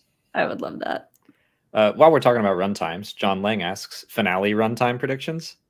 I'm going to guess 50 minutes. Not a full hour. Minutes, but just because they're not going to give it to us, I don't think. I was going to go with, I think the longest episode has been 43 minutes. So I'm just going to say that. Like, I hope it is good and long, but I don't think it'll be a full hour. Yeah. Would love to get longer ones. Consensus. There we go.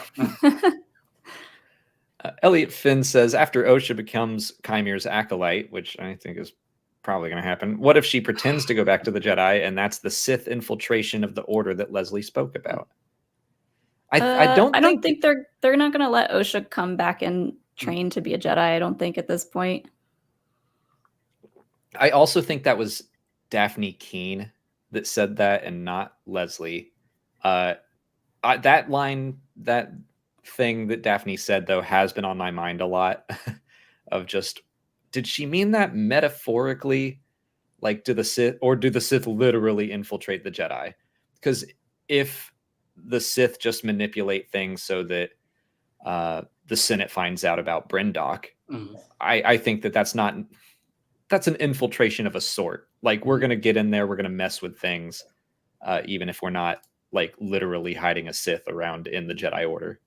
Yeah, to me, it just feels like they're going to be from the outside poking holes into the Jedi bubble. And I think, and this is a little bit of speculation for the next episode, but we already saw the setup of Vestra talking to the Abneto Senate member.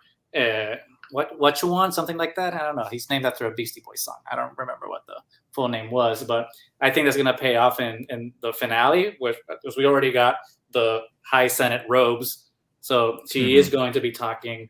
I mean, hopefully it's not a thing. It's like we designed this, but it didn't make it to the show, because I'll be bummed out if that happens. But I think everything that's happening on Brendok and Kofar are going to be things that are going to start weakening the Jedi from the outside, and we're going to just see the fallout of now the Republic being like, well, the Jedi need oversight now. It's going to be kind of like in Avengers Civil War with the Sokovia Accords. It's like the Senate's going to be like, well, no, you need oversight. And we're going to start seeing that fragmentation of trust from the public to the Jedi Order. But from the outside, not the inside. I agree. And yeah, the Vernestra robes that they showed off, my first thought was, funeral robes or something. Even though they were white, I was like, I don't know. But after reading the article calls them High Senate robes. So she's going to have some kind of Senate meeting, I think. Or a swanky party. Who knows? Or a Mon Mothma party. Yeah.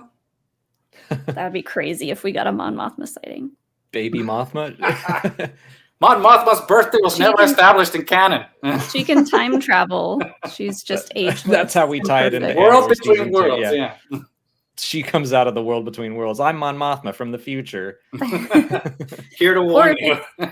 Maybe the Mothma parties are like a family tradition, right? Like it's been happening for generations. They throw these amazing She is parties. a Nepo baby, so it makes sense.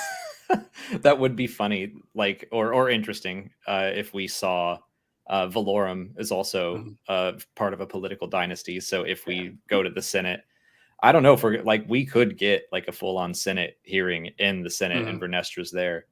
But yeah, I think it's interesting that they showed us that costume.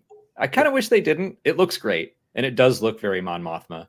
I don't know why they showed it. Like they're still showing us new stuff during the second to last episode. Like, come on, keep it to yourselves until we get the finale. I don't want to be spoiled on anything else, you know. But that's just me. John Lang has another super chat. That hi, John. By the way, hope we see you at DragonCon. Says, when I rewatch this series, part of me may do it like an Acolyte machete order, episodes 1 and 2, then 7, then the rest. So I have been thinking about how do you think this would have played out the entire season if they showed episode 7 in place of 3? Basically, like if we saw the Jedi's perspective first, I think they would have had to change some things. But like if we saw basically the witches as the scary ones first, instead of like, oh, the Jedi are storming in and doing all these bad Jedi things, and then we go over, we basically set up the witches as scary, and then go to episode 7, and instead we're like, oh, they're really nice. They just have a market and they're hugging, and like, I just wonder how that would have played ladies. out. Yeah. It is weird that so many people saw episode 3 and were like, oh, those witches, they can't be trusted. They're obviously evil. Yeah. Like, what? What makes them evil? That's everything that they showed us in episode 3 made me think that the witches, I was like, the thread is just the Force with another name. It is. Yeah. It's telling how many people see something different and immediately think it's bad. Yeah. Dresden Valerio, thank you for this question. Could the Coven have their own version of the Chosen One myth, and the twins were created to try to create that Chosen One and bring balance to the Force as they saw it?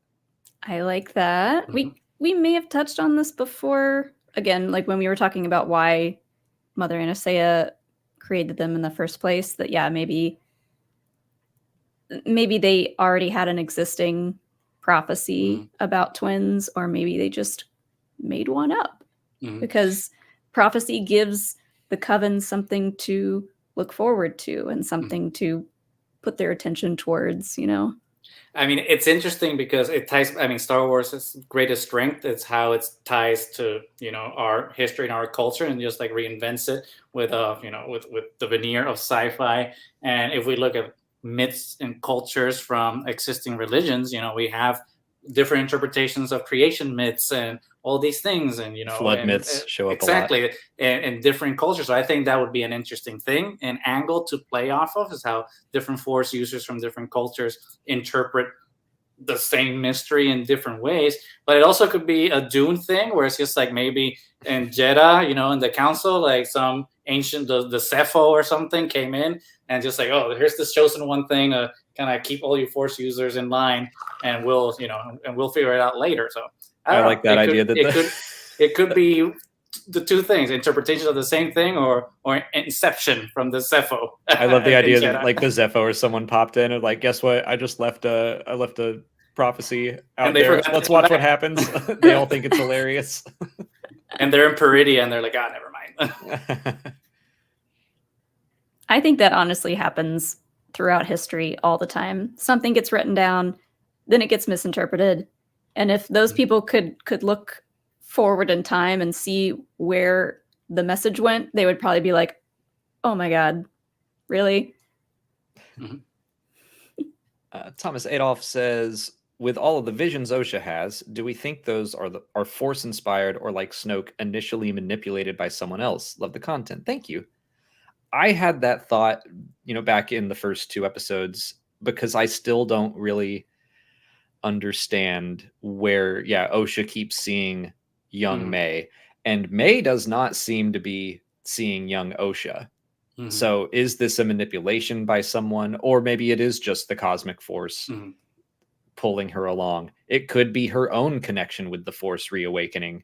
I think it's very open to interpretation right now.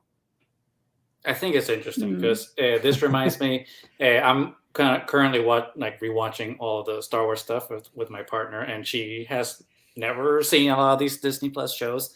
And right now we're watching The Acolyte together, and she has this theory where she has been focused on Mother Koril, and after the last episode when Mother Koril just pieces out in the black mist or whatever, she's been like, Chimere is Koril, and she's like pulling the strings from behind the scenes. So that question kind of makes sense in that regard, because then it could be a Palpatine situation where I have been every voice you have ever heard inside your head in Rise of Skywalker thing, which in a way starts fixing that movie by kind of introducing that this is a Force thing that has been happening hundreds of years before. So maybe it's Koril, in fact, that's just in in May's head somehow.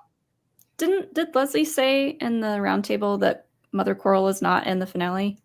She did. Well, she's not going to. But we can all still theorize. And Benedict Cumberbatch wasn't playing Khan in Star Trek. I mean, Leslie seems to have been pretty honest about everything. So unless Yoda shows up in episode 8 and like all of these things that she said wasn't going to happen happens in the finale, I think she is trying to get ahead of expectations. But that said, she also said, when it comes to Mother Koril, no body, no death. And she has ideas for where she would go in season 2 if that happens. So I don't think her story is over. I think that's probably a seed planted for the future. But right now, maybe she's done in the story. I mean, because there's still the mystery of how May survived, because we see Sol save Osha, and May just falls into a bottomless pit, which we know in Star Wars is not necessarily the end. But who saved her? Was it Chimere or was it Koril? And knowing that Koril, I don't know. Koril has that dissipating power, so maybe she did what Mother Anastasia tried to do for May, and just like smoked her out of there.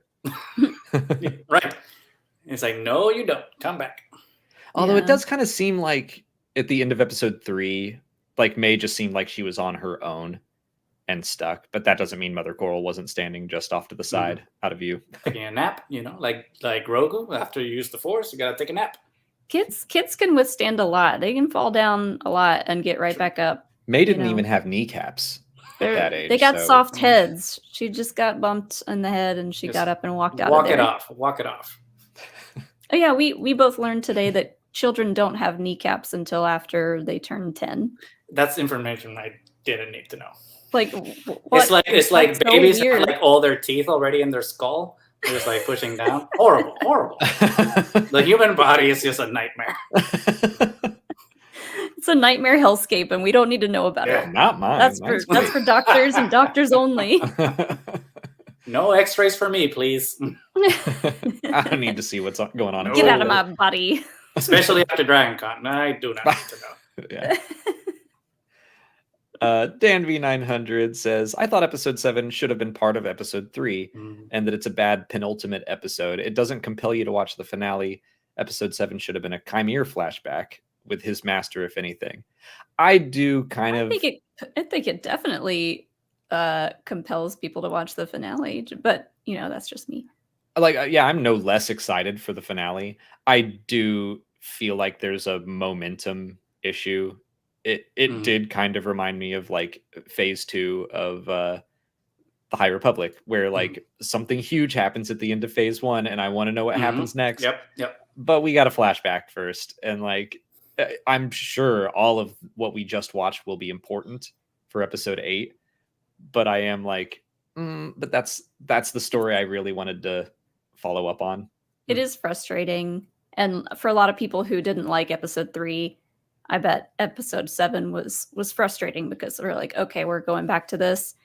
And especially after 4, 5, 6, it was just like jam-packed with action and like crazy cool lightsaber fights and like it was really building up a lot of momentum.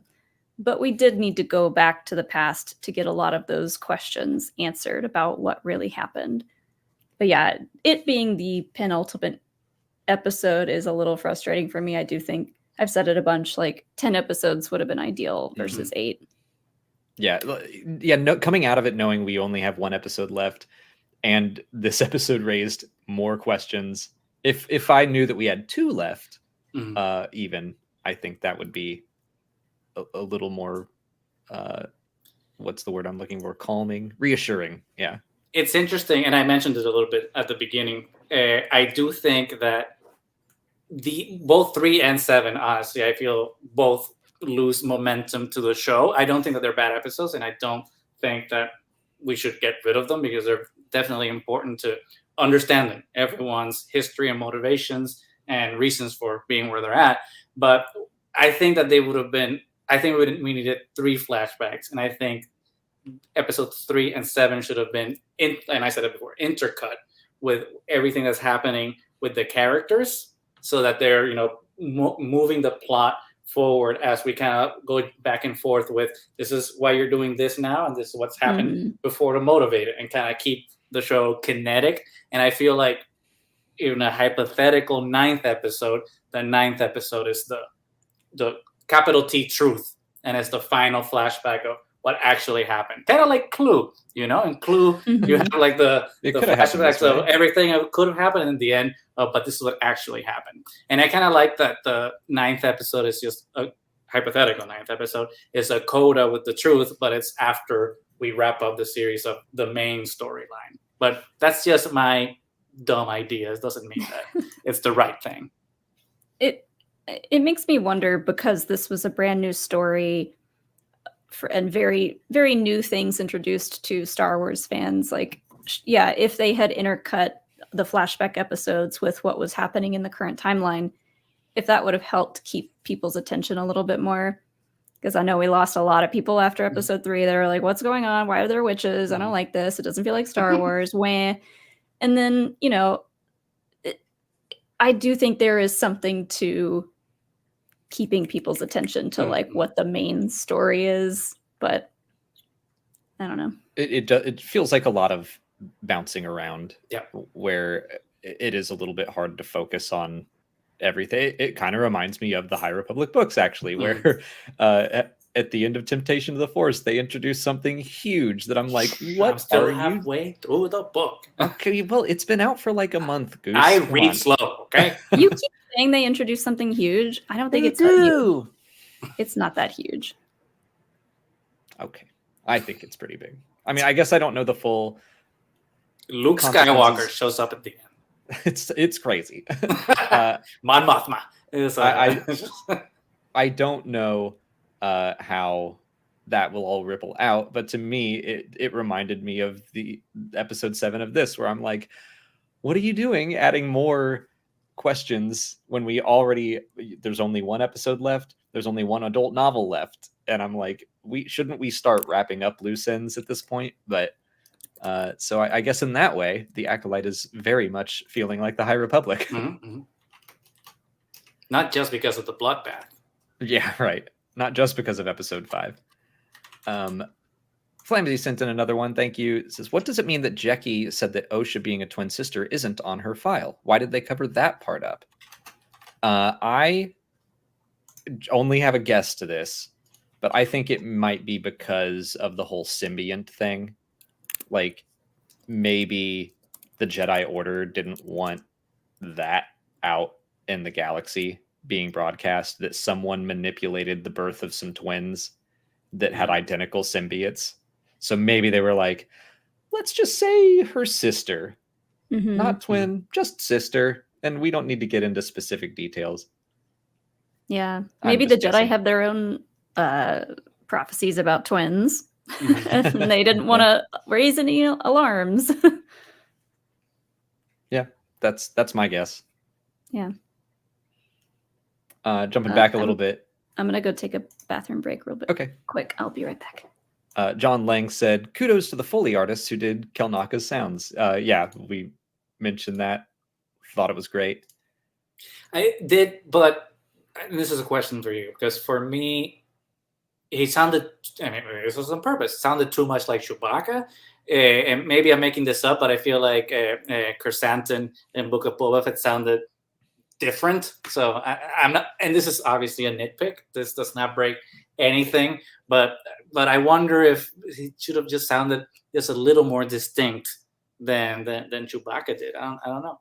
It's like, I'm always gonna have questions about like budget and stuff and just where things go. And yeah, in a perfect world, maybe they would have gone out and recorded all new Wookiee noises. Maybe he should have just spoken in English. Like really throw us for a loop. Yeah. That would have been hilarious. Go back to the Timothy Zahn, Heir to the Empire. There's a Wookiee who could speak English specifically because he had a speech impediment that allowed him to speak English. That's hilarious. Like to a Wookiee, it was a speech impediment, but for a human, they were everyone like, else is like, thank God. But yeah, I wonder if that's like just a budget thing. And I kind of like, I agree with people that say that the lightsaber hilts, they look really chonky. Oh yeah. And I think they're thick boys. Yeah, I think it's because they're using basically Galaxy's Edge style, like let's try to capture it all in camera as much as we can. And I've noticed sometimes, again, we're just being nitpicky, but when the lightsaber's in really fast movement, I'm like, that has not been rotoscoped the way they would do it digitally. That's in camera, and I can tell. So I just assume that's a budget decision. Yep. Flamsy, thanks for another one. It says, Yord knows Osha had a sister, but not that they were twins. For Nestor didn't know Osha had a twin sister named May that presumably died 16 years ago, but did know there was a girl that fell to her death. So I think this is building off of the twin thing. But yeah, I think that there was probably a cover up from the council. Like even what truth they did tell, they were like, this twin symbiont thing, that sounds dicey. Let's not broadcast that to the galaxy. Or maybe Indara thought she was talking to the High Council, but the High Council didn't think it was important enough for them, so they sent it to the Middle Management Council. And maybe Kiarimundi was having a bad day. He didn't get his when does he have a good day? He didn't have his flavorless ice shaving, so he just did a poor job at filing it. You know, oops, I don't know. Maybe the Middle Council is just not good at keeping notes. Somehow Kiarimundi returned. I love the idea that we're placing a bunch of importance on this cover up, and it's like, yeah, someone just didn't type it in. Yeah. They were like, maybe it was the intern. He's just an intern. He's like doing the best he can. Okay. Oh, about why they kept her twin out of there. Uh-huh. Yeah, I was like, that's part of the lie. Maybe they just were like, yeah, let's just keep that out of there so no one asks questions. No one brings it up to her. Maybe Indara just didn't say it because in her mind it's just one of those things that's just obvious, so she just isn't saying it. She's like, oh, sometimes we omit information when we're saying things because in our mind it's something everyone else should know, and then you realize, oh, why would they know? So maybe it was just a miscommunication, like a lot of this episode. Yeah. The Real Code Black says, Indara accidentally killing the witches reminded me of the mind trick Cad Bane scene from the Clone Wars, where pushing a resisting mind is risky and dangerous. Yeah, I bet they were trying to harken back to that in some ways. That like they could have driven Cad Bane insane. Yeah, seeing the episode for the second time today, I was able to pay attention a little bit more to like Indara's reaction after waking Kelnacca from the spell.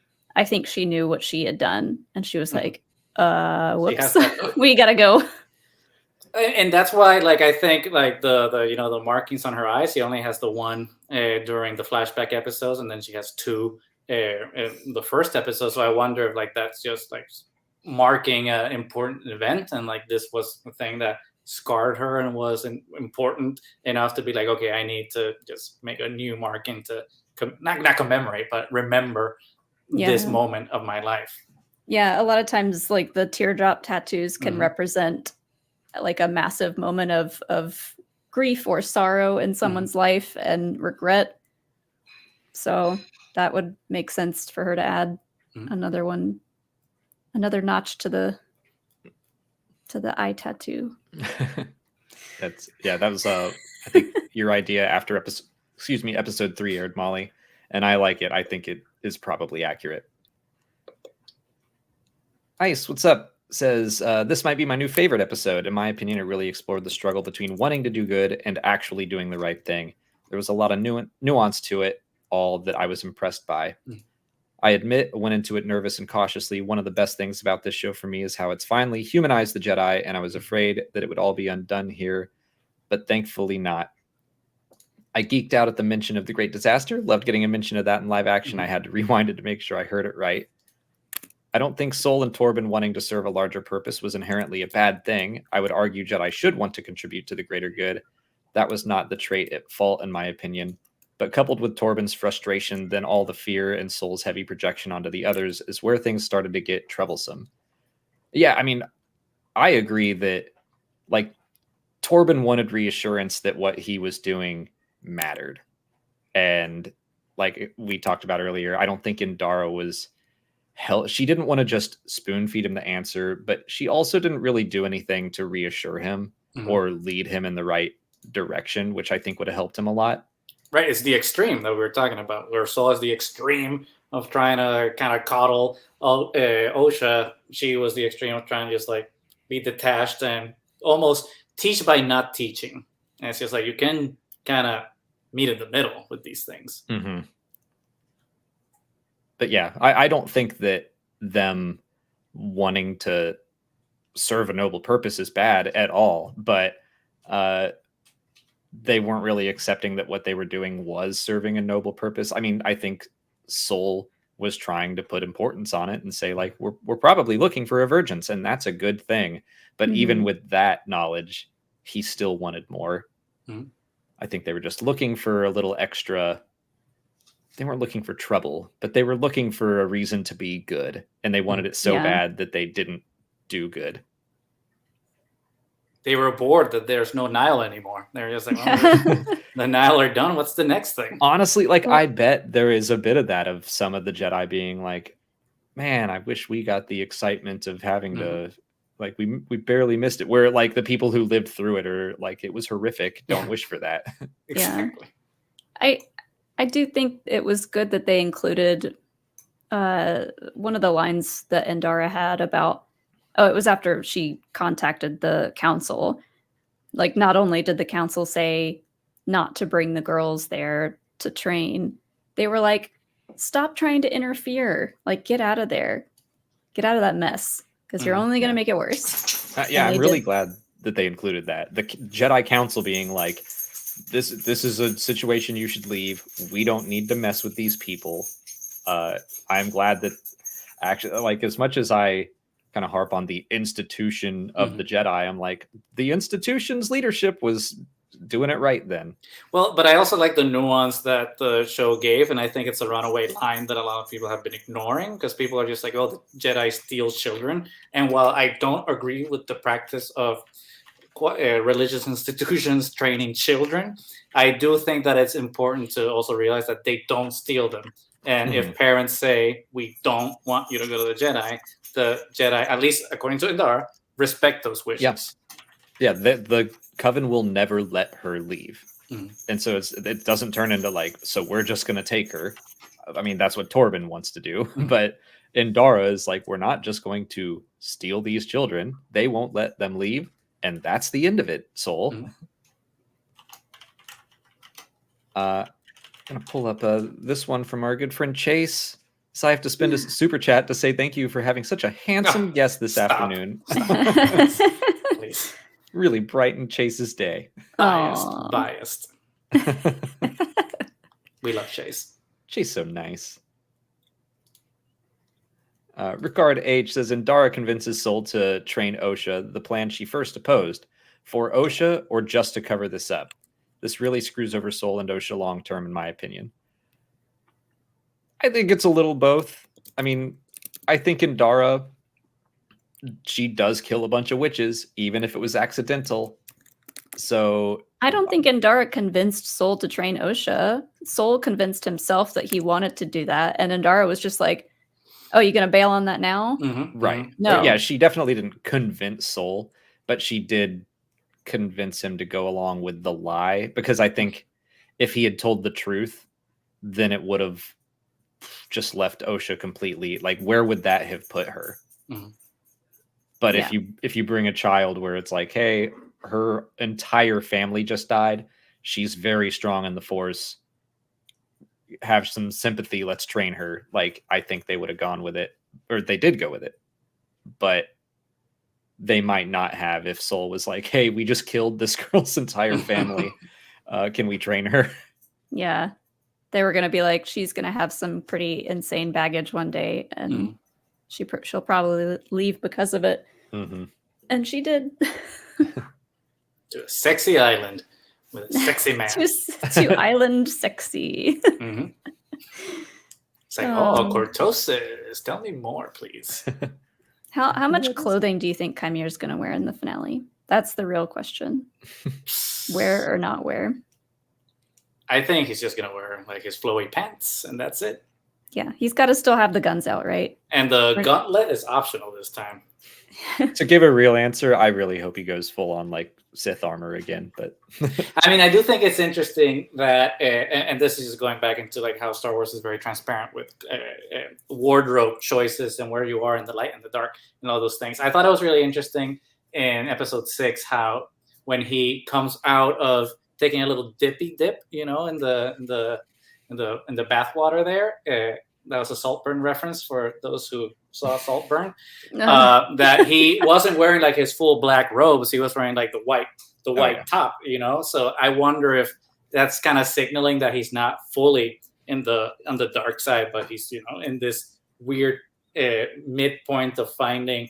I mean, he claims that he is in the dark side by saying like, I've accepted my darkness, but maybe he's like Osha too, right? Where they're both kind of struggling with their balance in the Force. And it, for me, and maybe I'm reading too much into it, it's also like their wardrobe. Like Osha's dressed fully gray, like Rey was when she was in Octo, which is obviously symbolic of her being in the middle right now. But so is Chimere, because he's wearing black bottom and white top. So he's literally split down the middle. So I wonder if there's also going to be some inversion with his character, where either he's redeemed or something. But I think that there's more to say with where he's at in this point. But we'll see. Maybe I'm just reading too much into it. Who knows?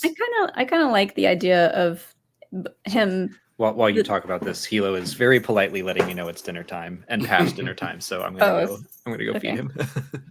I got the sense that part of that scene was about like him cleansing himself of kind of like the things that he's just done. Mm-hmm. And that was kind of like, yeah, I've cleansed myself of Mm-hmm. all of that for now. And I don't think anything I did was wrong. But he's going to And get I'm a dirty perfect again in little more ways boy. than one, I think. He's like, I've never done anything wrong, and you can't convince me otherwise. I'm a good boy. I will bring up the next one from Danimaniac. We now know exactly how Bad Soul screwed up now, and the anticipation is on how Osha will react to it. It all comes down to her potential being unleashed. Yeah, I am really curious to see how Osha handles the truth, and May, you know. Mm-hmm, mm-hmm, mm-hmm. Yep. Did you take this flashback episode as this is what May is hearing from Soul, and this is what Osha is seeing in the deprivation helmet, or do you think we'll still see those scenes? That's interesting. I hadn't thought about it that way. I mean, now that you say it, like now I don't know. Originally, I was going to just say no, that this is just like a framing device for the show, and that we'll just see kind of a conversation between May and Soul. But now that you mention it, I mean, maybe it is. Maybe they're both kind of, this is them just thinking about it and talking about it, and we are just seeing it on screen while they're kind of talking about it off screen. That's interesting. I hadn't thought about that. It could be a way for them to kind of speed up that process of just being like, we're going to go into the next episode, and May is going to be sitting there like, having heard the full story from Soul, she'll be sitting there like, wow, you know. And then the finale episode might just pick up after the twins figure out. I mean, I think what the show is missing is them, because we've seen conflict between the twins and we've seen them being pulled apart. And I think what the show needs is reconciliation and healing. And I think that's what, I mean, I don't want to say should, that sounds very entitled, but what I think the finale needs is May and Osha coming together as family and as siblings and as twins, and, you know, and meeting each other where they're at and healing their relationship. And I think that's the important part, because we've been seeing how conflict and being on separate sides of this war between the light side and the dark side has harmed all of these people. And I think now we just need to finish the season with healing between all these characters, and maybe the healing between both sisters kind of heals everyone else's relationships. But we'll see. I just don't want it to devolve into the Star Wars cliche thing where we just defeat the bad guy and like bad people just die and we move on, and like the characters don't really grow from anything that happens. It's just that we defeated evil and that's it. I think that this show has been so nuanced that we need also a nuanced ending for characters.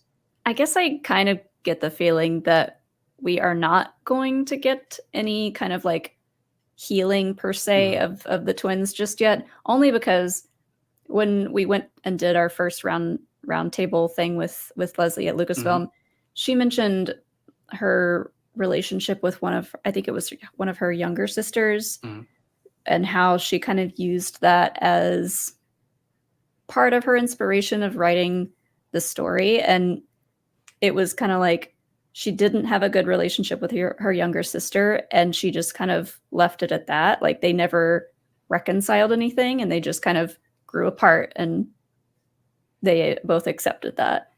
And after her telling us that, I was like, I wonder if this story is just going to be about, at least season 1 is going to just end with them going very separate ways. Which is fair too. I mean, that's the thing you have to do. Some families are just have toxic relationships, and they're relationships that you need to cut out of your life. But I don't know. I feel like healing is an important aspect of Star Wars and families that we really haven't seen explored too much, that I think would be important. And maybe you're right, Molly. Maybe it's not in this season, but hopefully the end of the show ends like a Marvel movie. And it's like Osha and May will return in the Acolyte season 2. It's interesting. Like Molly, I was thinking about that too. And also the original pitch being Kill Bill meets Frozen, where Frozen is about two sisters that kind of have to separate, but they come back together. They reconcile. Although Frozen 2, or wait, Is it Frozen 1 or They- 2 where they end up actually apart? It's 2, right? Well, at the end of 1, don't they? They're together in 1, and they separate in 2, I think. But I haven't seen them in a while. I can't. I've remember. only seen each of them once. So 1, I think they we don't. come None of us have back. kids, so we don't see it a million times. Yeah. So I think Facts. Elsa leaves but comes back, and then but passes the crown to Anna, Mhm. and then in 2, Elsa finds out she has like this larger mystical purpose and leaves, but they're still connected and friendly with each other. Anyway, all that to say, I could see reconciliation for May and Dosha. My problem is, I guess, if they were to go that way, is that if Osha's going to go dark, I want it to be for more than an episode. Mhm. Like Right. that's it's Mhm. just more the episode count again of like we should spend some Yeah. time with her on that side, and May being like, no, wait, don't do this. I tried it and it's Mhm. wrong. So if it all happens in one episode, it just seems like it would be very fast. The second one ends with Elsa leaving to the forest and giving Anna the crown. Mm. So Okay, yeah, so Elsa has the crown in 1. Okay. yeah. I think maybe we'll get some sort of reconciliation, but there will still be some kind of like flip where the reversal of the roles. You know, Osha's now maybe embracing the dark side, and May is now coming back to the light a little bit. And I don't think, didn't Leslie say she didn't plan on ending this on any kind of big cliffhanger? Yes, she did say season 1 would feel like resolved, because she didn't and still doesn't know if there's going to be a second season. So she wanted this to feel like a complete meal.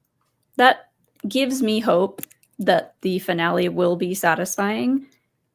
Does that mean there won't be any kind of potential cliffhangers? Not really. There could still be open-ended things that could lead to a season 2, knowing that she did say she has ideas for other seasons, but I don't know. Yeah, I hope it is satisfying. The Mother Koril thing, teasing that there's some more to that than we saw. I think that she is planting potential seeds, but the overall story, I hope, feels like, okay, if there isn't a second season, we still feel satisfied, and Mother Koril will pop up in a book somewhere someday. Yes. Absolutely. This is a good point. Where did it go? I have to scroll all the way down in chat. Someone in chat just said unresolved issues versus cliffhangers. Like, there can be an unresolved issue and it doesn't have to necessarily be a cliffhanger. I mean, look at The Thing. The Thing ends on a cliffhanger, and we don't know who's, we don't know if Kurt Russell or the other dude is The Thing. And people say that's one of the best horror movies of all time. It's like, we can have things that end with a question, and that's not inherently bad. I just feel like it has to be earned, and it has to be a satisfying question based on how this finale progresses. So, yeah, questions at the end. The Thing is probably the best example. I just thought of like Inception. Mm-hmm. Having debates about what the ending means is different from a literal cliffhanger of like, if maybe if there is like I might feel like it's a bit of a cliffhanger if a Sith steps out of the shadows and it's like, hello, it's me, Darth Plagueis. And I'm like, okay, well, like Snoke comes back, baby. Like, I don't know that I would call that a cliffhanger, but it's like, well, that's definitely something I want to see followed up on. I wonder. A cliffhanger is the end of episode 4. If that's how episode 8 ends, then no, thank you. I thought when you said episode 4, you meant A New Hope, and I'm like, that movie ends pretty. Was a resolution at the end. I got confused there for a second. And to your point, like unresolved issue, Darth Vader is alive. He flies away. That's not a cliffhanger. Yeah. I don't want to get into predictions just yet while we still have questions and super chats to get to, but I do have some predictions. Well, and that's one of the Q&A questions that I pulled, so we will definitely do that. Draconis asks, is the Senator the Sith Master? Raven... I can't remember his name. perhaps the audit of the Jedi is a means to bring Brendok to light and create uproar to show them being fallible. Oh, I definitely think that's what all this is, whether or not it's Chimere doing it or Chimere's master, whoever. I think that the Sith know about Brendok and are trying to mess with the Jedi. I don't think that this Senator, whatever his name was, if it's in the chat, I'll look for it. But I do not think that the Sith is the Senator. But it would be kind of interesting if there were already someone in politics that could then help Palpatine get his foot in the door. Yeah. Any thoughts on that from anyone else? I don't think they would just show a random Senate person to be the secret Sith. I don't know. We've already gotten that story in the prequels. Yeah, I mean, I don't think it's necessarily the secret Sith, but I wouldn't be opposed to it being under the influence of the secret Sith in some way, which is very Papa Palpatine. So I'm not opposed to it, but I don't think we would see that play out in the show. It might play out in a comic book or something that shows Chimere or whichever Sith paying him in the behind the scenes or something. But yeah, I don't think it's a Sith. It's just maybe dark influences that are starting to overtake the Senate and the Republic. Like, I like that if the stranger is the Sith apprentice of this time, I like that they aren't where Palpatine winds up. That we're still building up to influence in politics and stuff. I have liked seeing this different spin on the Sith, and if there are future seasons and we do get to build up to that, and like we jump another 10 or 20 years into the future and the Sith now have more power, another 20 years, and like we could build to actually seeing Palpatine get elected to Senator of Naboo or something like that. Joseph Cooper says, do you think it's possible that the Virgins could have affected the decision-making and emotions of the Jedi? Well, it does look like, I do think it's that big spooky hole. And so we all have to deal with a big spooky hole at some point in our lives. What's you know? Or embrace it. That's what I'm going to say about it. Embrace the hole. Embrace it. Alex, it's funny that we started talking about the Thing because you brought that up earlier, and how Leslie has her own little like headcanon about that planet and that space specifically, and how this isn't how she meant it in the writing, but how she thinks maybe because of the Virgins, it could be a little bit haunted. And I compared it to Harrenhal from House of the Dragon, where it's just like this cursed castle that maybe everything that goes down ends up bad one way or the other. So in that round table, someone asked about the Virgins, and I don't think she specifically said it was the big spooky hole, but I think it was implied. But she said, so that fortress used to be a mining facility. I think Torbin said that. And her headcanon, that may or may not change in the future, was that there were a bunch of miners there. I guess this would have been before the disaster, the hyperspace disaster, but there were a bunch of miners there, and they delved too greedily and too deep, and they discovered the Virgins. And Mithril and a Balrog. And she brought up the Thing and suggested that like one by one it would have corrupted them, turned them, and maybe they turned on each other or something like that. So like the latest season of True Detective, kind of. I haven't seen that yet, but well, sorry. Is it good? Yes. You saw the first 3 seasons. Okay. Very good. Is that the one with Jodie Foster? Yes. Yes. We got to I heard catch up on mixed some things stuff. about it, but maybe we'll get into it. We're on a Apple TV kick right now. Yeah. But yeah, Joseph, I do think that it's possible that, these strong dark side energies can mess with people. And there is a point where, they're looking for this Virgins, and Sol and Torbin climb up the mountain, walk right by the hole, don't pay it any mind, and just keep on going. So maybe there is more to learn about. Maybe you just don't look directly into the hole. It's like stare the sun. into the hole, and the hole stares back at you. Back. Some would say that's a good thing. It's like the Last Jedi. You know, Rey needed to take a little dip in the hole. She had She to was explore the fine after hole. that. Yeah. Anyway, Joseph Cooper also said Soul said May was going to help him save Osha. How does the truth convince May to help him? Would she risk seeing Chimera again to save her sister?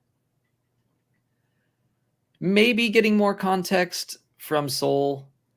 Like I'm curious to see how they handle what comes next in the present day. Like, is it going to start with Soul being like, and that's the story, and maybe May can see things from another point of view? It does seem like just the knowledge of Osha being alive, that was enough to turn her away from the stranger. So I doubt she is going to be on Soul's side.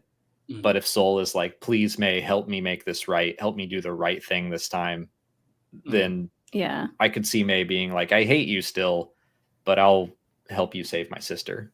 Well, yeah, right. May knows firsthand how manipulative the stranger has been. And after the end of the last episode, when May is kind of like hugging Osha and she's like, all that matters is that we're together again. That tells me that, yeah, she's at some point going to want to go back and save Osha. I just think that for her to help Soul, it needs to be contingent on Soul atoning in some way, and maybe it's leaving the order, maybe it's confessing to the order, but doing something where he, comes face to face with the decisions he's done and accepting the consequences for everything that he hasn't had to deal with in 16 years. So maybe she does end up fulfilling her destiny of destroying a Jedi without the weapon, and May is the one to convince Soul to like fess up or take responsibility of everything that's gone down so far. Yeah, maybe Soul becomes one of the lost 20, Like, I don't know how many are lost at this point, because we know that maybe Keeve is going to become one of them in the High Republic comics, so maybe Soul is another one. I don't know, maybe. Yeah.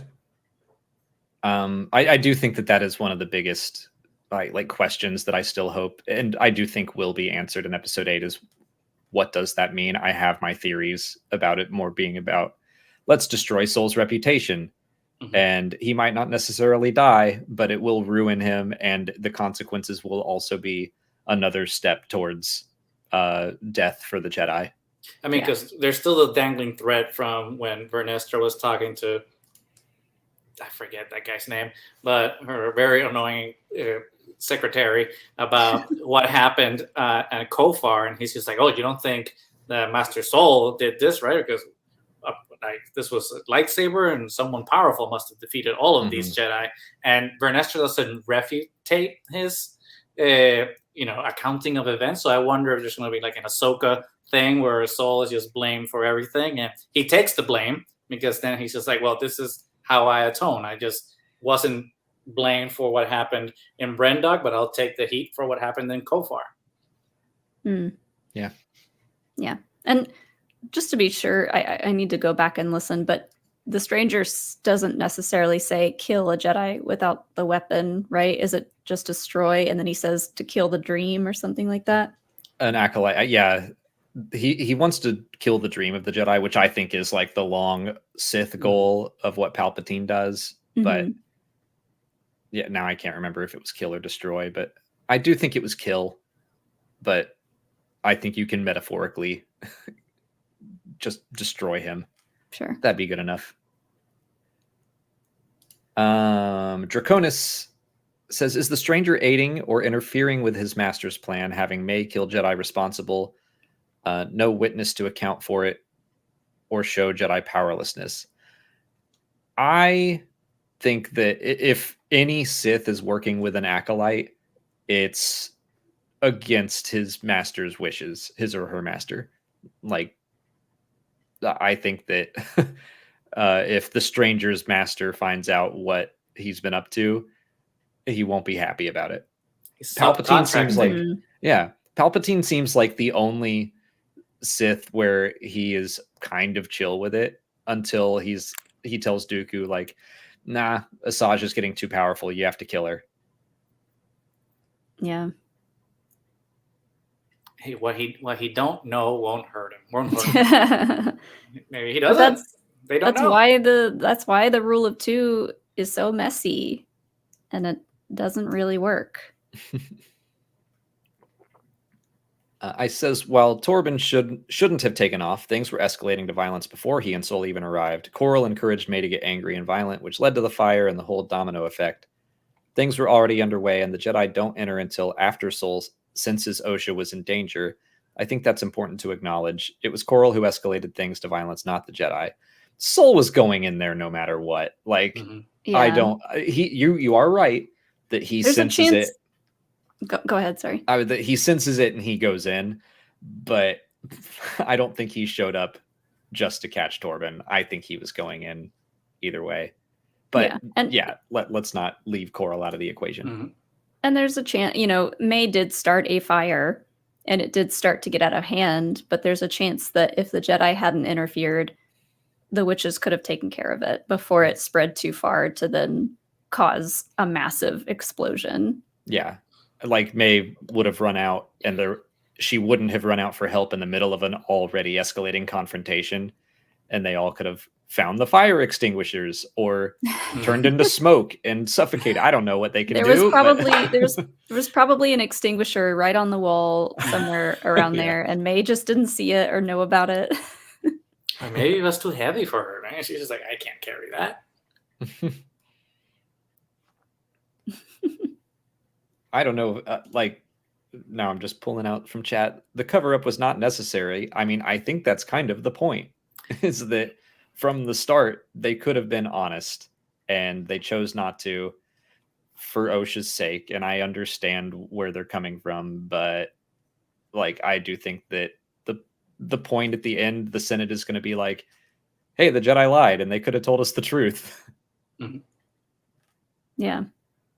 Yeah, it's all about what choices were made. And like I said earlier, it's a snowball effect of the lies that we got in this episode. And it's just a series of very unfortunate events. And now we have to deal with it. I like someone, I think on Thread said the entire episode is like when you're playing D&D and the DM keeps asking, are you sure? before you roll. Just being like, this is a bad idea, right? You sure you want to do? Okay, you're rolling. Vacation Mode, thanks for the very generous super chat. I love the bigger message that there is probably a different way to look at things, and Sol could really learn from this. I think that plays into the whole idea of Jedi arrogance that Yoda talks about in Attack of the Clones. Like, we're too sure of ourselves. We think we're Jedi so that we think we know what's best all the time, and that's not the case. I wonder if we are seeing Sol learn from this, and then in the finale, are we going to see kind of a realization from Sol that yes, he did learn from this, and here's what he's going to do to fix it, even though a lot of it is beyond fixing at this point. But what are we going to get from Sol to reconcile what he's done, if anything? How has Sol learned from all this, and what's he going to do now? I don't know.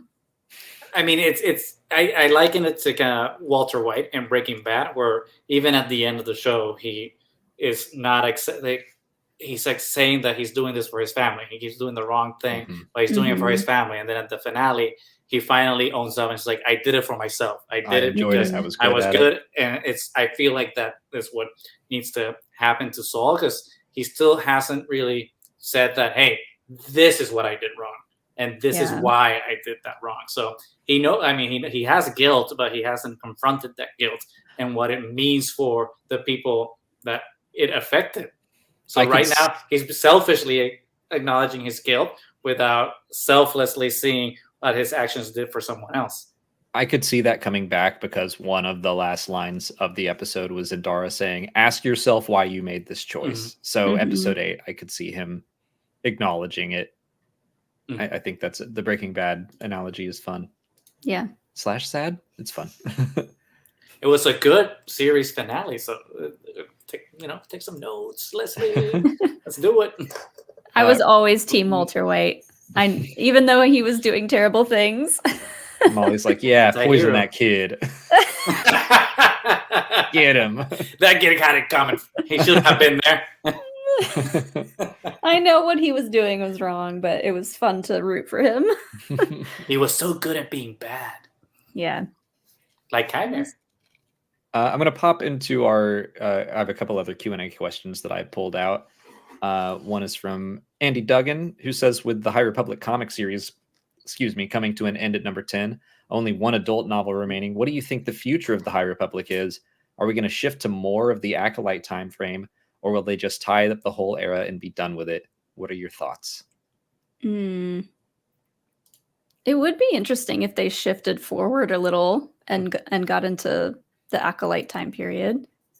I mean, if we're getting a Kelnacca series, that might be the direction that they're headed.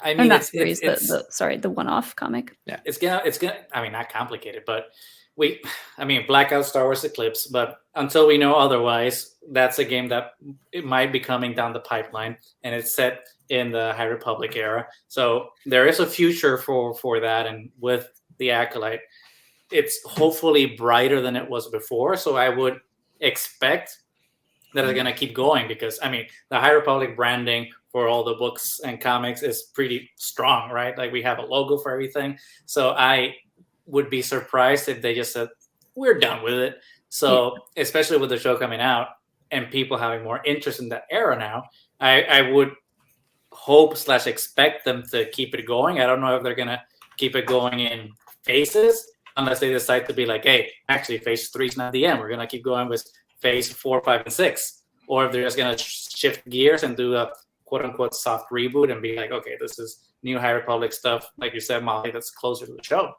But I definitely think that it's going to keep going.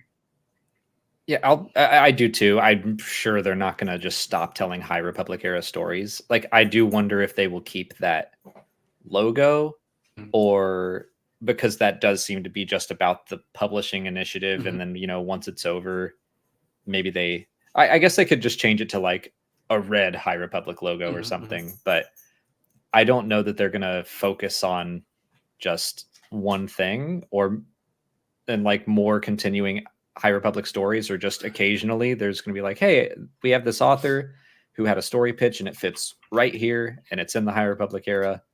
Like, I guess my hope is when these books and comics are over, the publishing focuses to a new era, a new corner of the galaxy, and keeps expanding Star Wars while also occasionally revisiting the High Republic.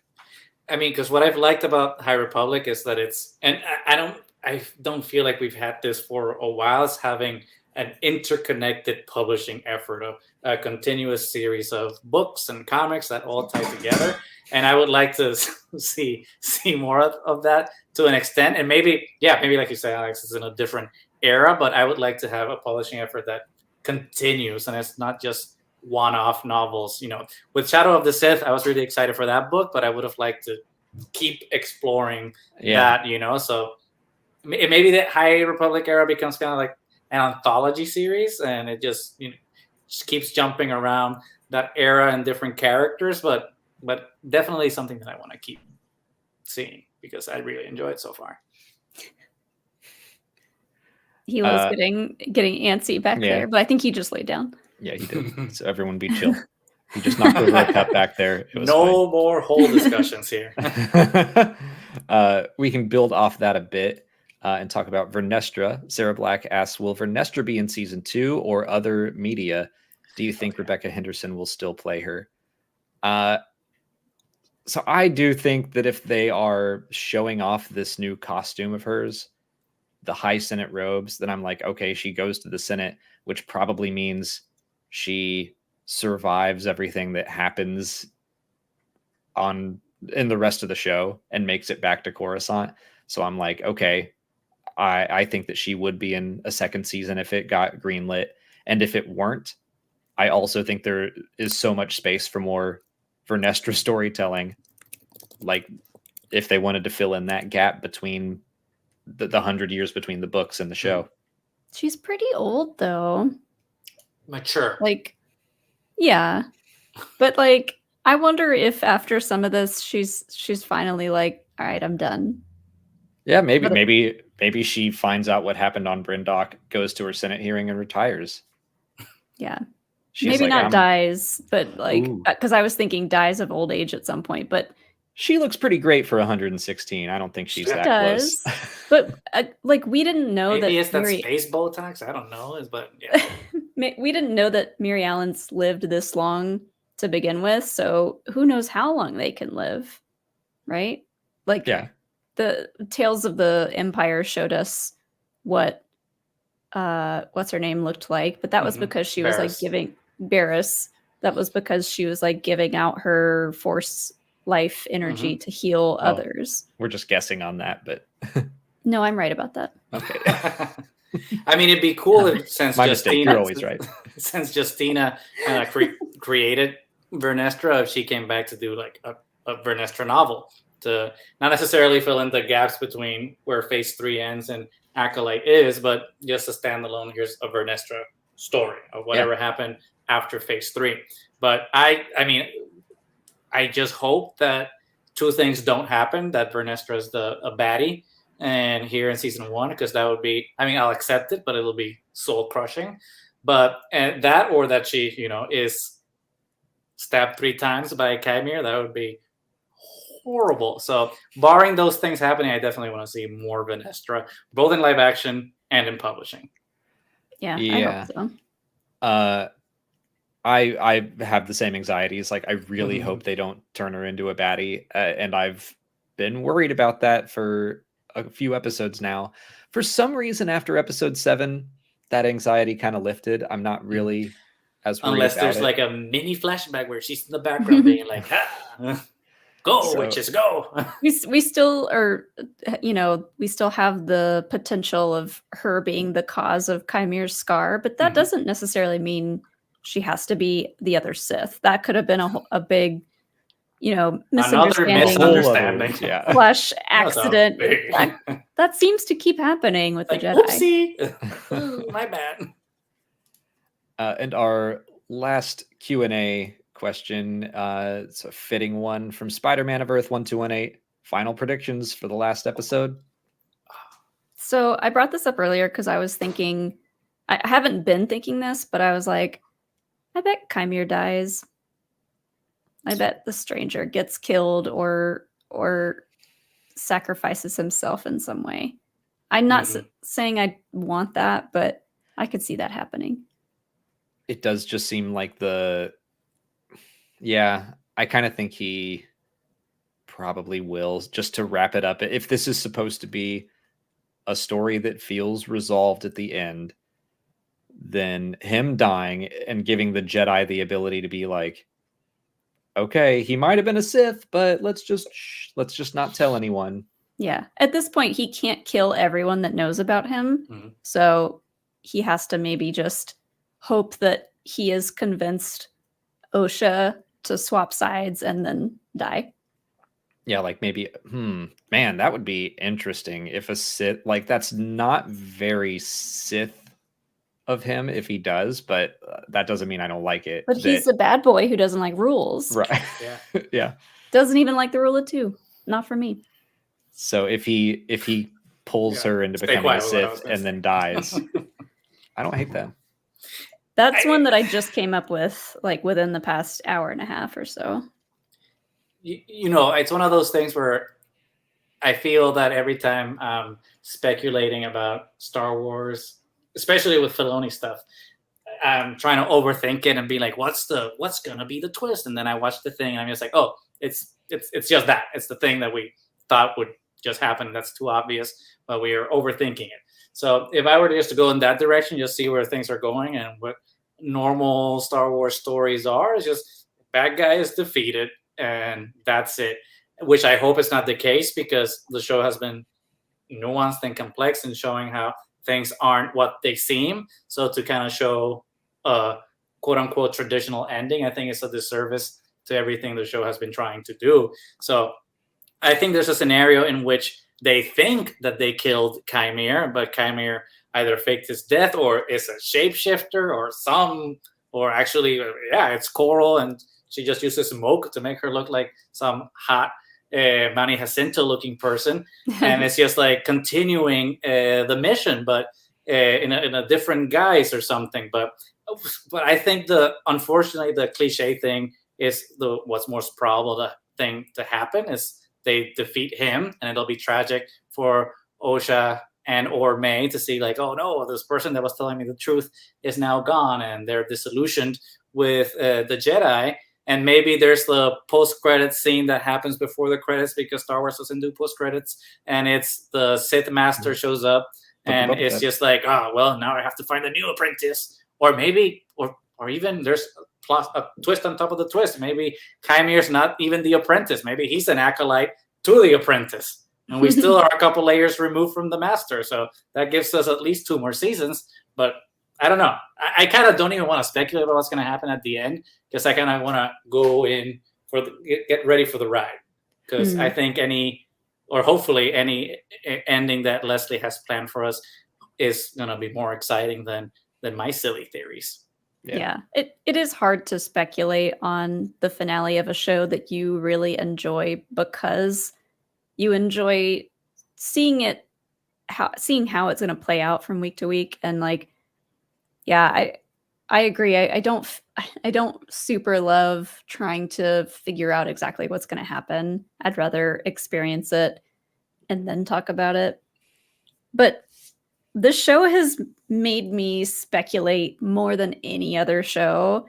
Mm-hmm. And because of how many like, questions, I don't want to do it, but I keep doing it. I don't want to do it, but then then I was like, a couple episodes ago, I was like, what if Chimere was a child of one of the witches and the Coven wouldn't let her keep him? And like, it's so crazy how much this show has forced me not to speculate. Yeah. Also, I was going to go back to the fact that everyone that's been shirtless and hot in Star Wars dies at some point. So far, 1 out of 1. Kylo died. Anakin died eventually. Right. I forgot about his shirtless scene. Anakin was super paralyzed and then dies eventually. Yeah, he didn't do too hot in that. Well, he did do too hot, I guess. Oh no! Whoops. Too hot. I'll just say my prediction is that they're going to go back to Brendok in the present day for some reason. Fight around the hole. Oh, yeah. We got to go look in that hole. Oh yeah. Shawty, what that thing do? Do we want to talk about? Because that made me think of the scenes that we've seen in trailers that we haven't seen in the show so far. Mm-hmm. One of them is the ship race through it looks kind of like an asteroid field, but it looks like the rings that are on the moons above Brendok. So yeah, that is interesting. Might be going back there. Do we know which 2 ships those are? I haven't done let's pause this and figure out. But I imagine one is Souls. But it's the Souls and the Stranger ship, yeah. Okay. So but I'm wondering why they want to go back there. Maybe it does look like they're chasing the Stranger there, which I don't know why. So the Stranger might want to show Osha something. Right. Maybe, like we said, the flashbacks haven't shown us everything yet. So there's still something that they need to go find to unravel the mystery. So they're going there to find that truth. And that's why the final showdown is in Brendok. Maybe it's just the Virgins. Maybe they want something to do with the Virgins and its power. Maybe they're triplets. They're triplets, and the other one's still at Brendok. Maybe Chimere knows about the Virgins and wants to try to harness its power. Maybe he's like, let's go back to the source of all of this and see how we can harness it and use it to our advantage. Or he convinces Osha that she can get more answers, quote unquote, by going back there. And that is just going to lead her to get angrier about what happened and go further to the dark side. Yeah.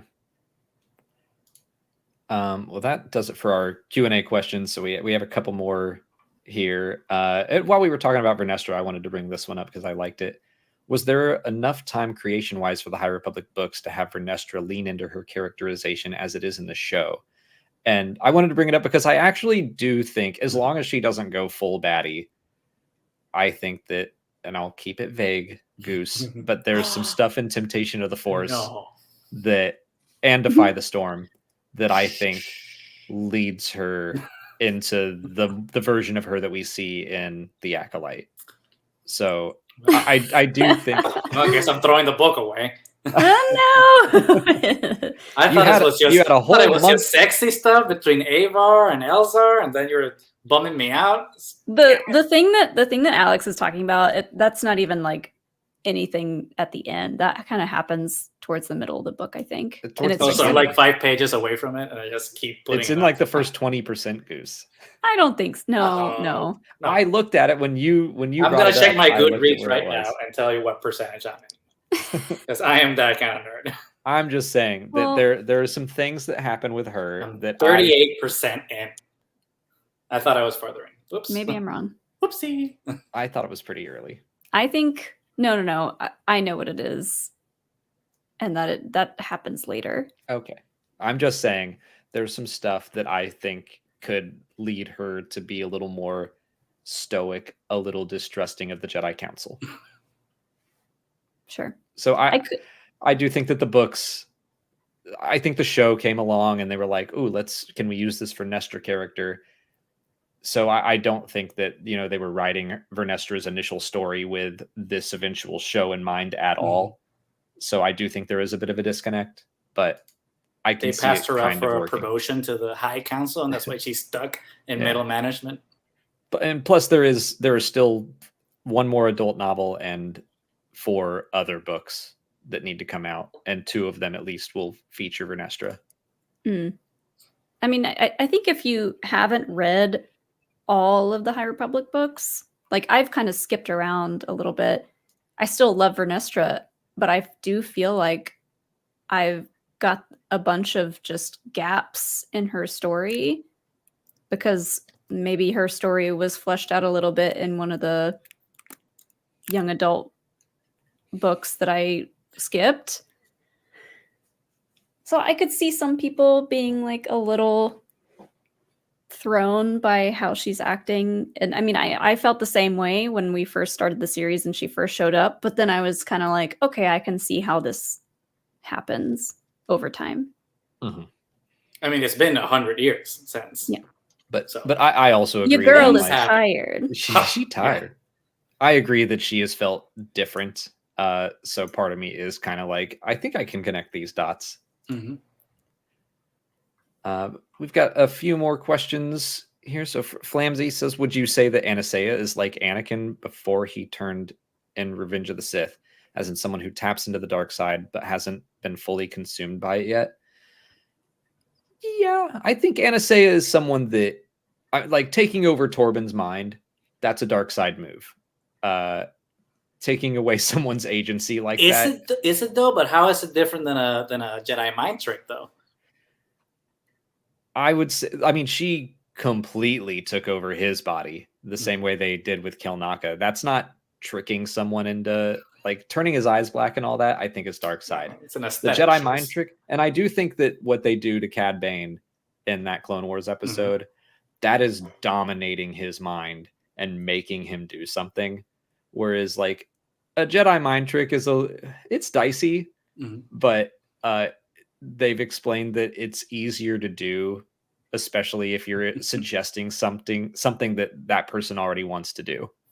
I mean, because for me, the interesting thing is, and the thing that I really liked about that scene when she takes over Torbin's mind, is that we get to see what happens in his mind as she's doing it. So the only reason I bring the Jedi mind trick, I don't want to get the chat upset about it, is that we don't know what's happening, and a person who's being Jedi mind tricked, maybe for them it's also like something where they feel confused and out of place. And I'm not saying that's the case. I'm just saying that maybe what we think is of dark sidey. It's not as much as what we think our side does just because it's the good guys.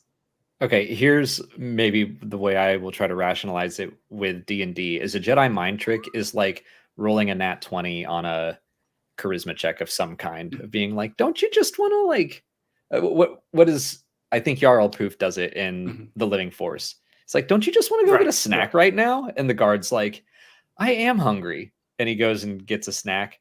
Whereas the Mother Anastasia taking over Torbin's mind is like, that's rolling a nat 20 on a spell that controls someone's mind.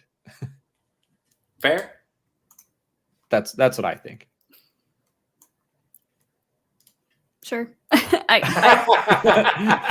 Was the question about what she did to Torbin? No, we kind of got off track because the question was more like, okay, I was does Mother Anastasia use the dark side without letting it fully control her? I would say yes. Because I guess I read it and took it as like her wanting so badly to save a loved one, kind of like Anakin did, but that drove him directly to the dark side, whereas Mother Anastasia was like, I was going to let her go. Agreed.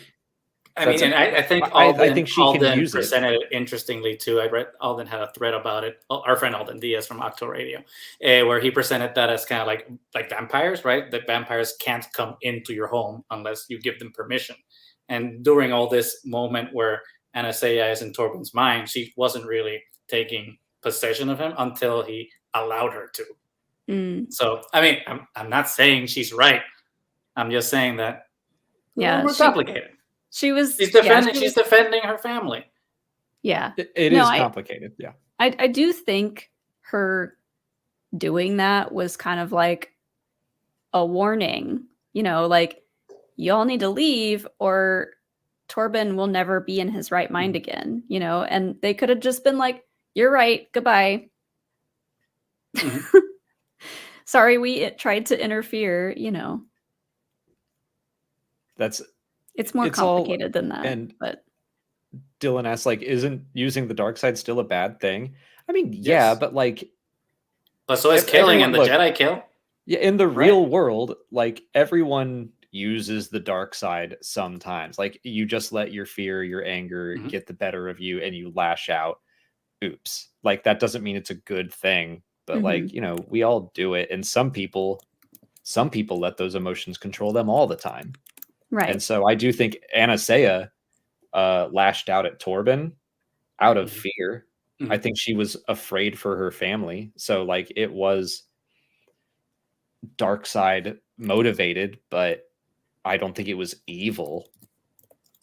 It's kind of like how we see the Jedi throughout this show. Some of the Jedi are quick to pull their lightsabers out and intimidate. And some of them are like, no. So Sol is very timid when it comes to pulling out his lightsaber and attacking, except for the one big time that he made the mistake of killing Mother Anastasia. But like after that, he's kind of in shock and he like refuses to attack. Yep. But Yord was an example. Like he kept pulling out his lightsaber again and again, and he was a little trigger happy, but we miss him very much. Also shirtless, also died. Oh, nice. Good callback. I says, going back to what we were talking about earlier, that isn't to say mistakes weren't made by the Jedi, especially Sol. He really misinterpreted what Anastasia was doing, and he knew it. I'm just saying that Koril had May on the warpath already. Fully agreed. Yep. I think Koril, like, if you want to point fingers, like Koril, she's been intense from the beginning. But she's the opposite of Anastasia, right? She's where Anastasia's trying to give Osha the choice. Koril's trying to restrict their choice and make them double down on what she thinks it's right. So they're that opposite, just like Indara and Sol are opposites. Mother Anastasia and Mother Koril are opposites too. Yeah. It happens all the time with two parent families. You got to do the good cop, bad cop bit. And in this situation, Mother Koril just happened to be the bad cop. She went all the way. Get mad. Like, okay, chill out. Said get mad. She said that because she's mad. Yeah. She also went like, I choose mother. But she was mothering in the other Yes, side. she was. Joseph Cooper says Soul's mistakes made him a better Jedi. Uses his lightsaber too much. Soul also said to me that he would face the consequences after saving Osha. I don't know that Soul's mistakes have made him a better Jedi yet. Maybe by the end of the show. But yeah, I'm going to have to, I think, wait until the end to make that decision. He was still... He had this driving force in his mind during the whole show once he found out that May was still alive and that there was a Sith. Like, that just dominated his mind. And he was kind of ignoring Osha trying to talk to him the past couple episodes because he's in such a rush to get to May. I do think for the first 4 episodes or so, he was like, oh crap, like trying to keep things on the DL. It also, we don't know how his training with Osha went other than she eventually walked away. And then maybe he just stayed on Coruscant after that and was like, I'm just going to stick to younglings. I still think that Soul is a good person who made like a big old mistake. And I think he probably, hopefully, learned his lesson about like wanting to be noble so bad that he ruins everything. I hope that's true, but I guess we haven't really seen enough from him otherwise. Yeah, I think it's an interesting thing because I feel like, especially like when I read a lot of the discourse about the show and the characters and the Jedi and the witches and whatnot, people just want to reduce it to like a binary, which is interesting in a show that's about the complexity of ourselves. Like, yeah, we have like these, our minds and bodies and souls are, you know, always in are fighting with these dualities within us, and we have like all these shades of gray in everything that we do and we say and we think. So to kind of reduce Soul or Osha or May to be like, she's bad, he's good, and all these things, I think is missing the point.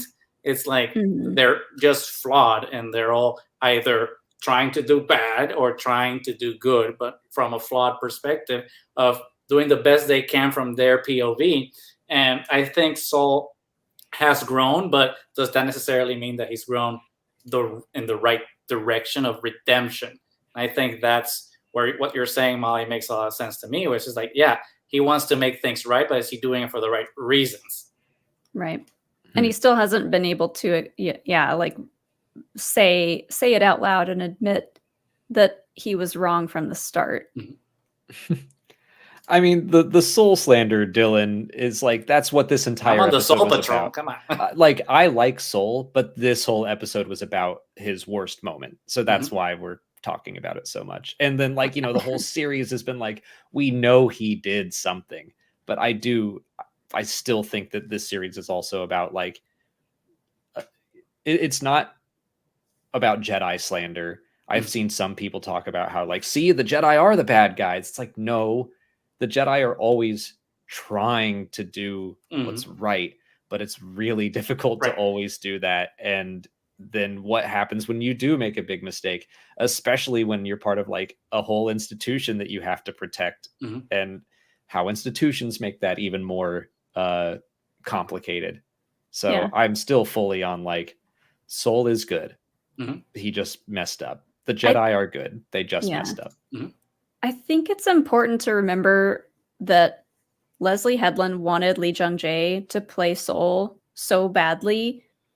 And, you know, he's this huge star and in a different part of the world and doesn't really do a lot of English speaking roles.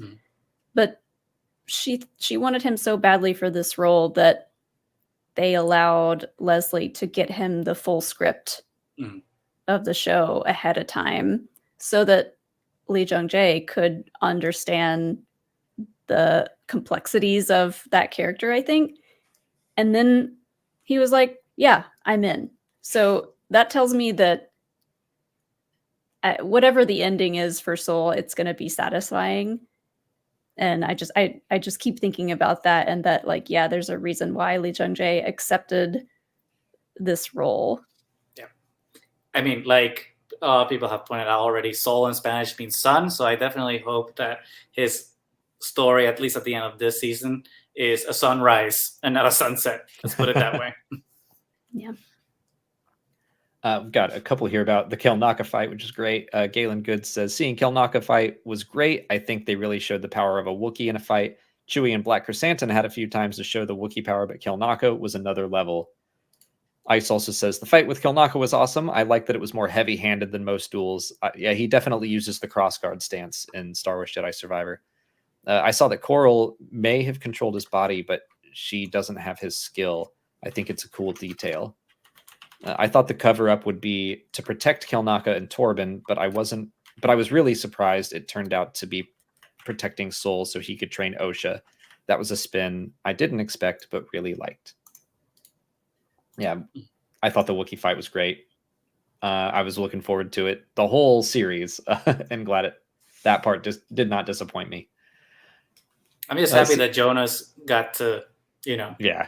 Oh, yeah, and they said he did all of his own stunts because no one else did. Because that would have been disappointing if he's like, finally I'm playing like a different Wookiee that's finally a Jedi, and then they don't let me do my own stunts. That would have been soul-crushing. So I'm glad he got to do everything. Well, they didn't have any. They said there weren't any stunt people that fit inside the suit. So like you would have to. Good old CC Pruitt says, I like turtles. Do you think Sol got a wedgie from climbing the wall? That was why he made so much noise when there's no underwear in space, so no. Yeah, I do wonder what is he like is there like a boxer or brief situation for the Jedi? Is that part of the uniform? Do you think? You think it's standardized underwear and it's really uncomfortable? I think he did get a wedgie, and when he was climbing out of the power generator, that's why he was making so much noise. He was picking his wedgie out. End of story. I agree. Yeah. Canon. Francisco Gio says, so the witches are worshiping something dark or whatever is inside that hole. We don't know if it's light or dark. I kind of, from what Leslie has said outside of the show and the fact that she compared it to the Thing and it was corrupting people, I assume it's something dark, but we don't know for sure yet. And it seems like they're either worshiping it or they're like pulling the thread out of it.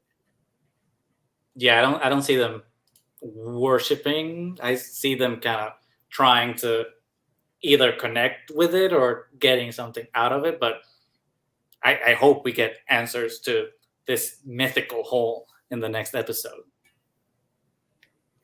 It is a very special hole. It is. You always remember. I want to go back. I hope we go back to Brendok just so we can see the hole one more time.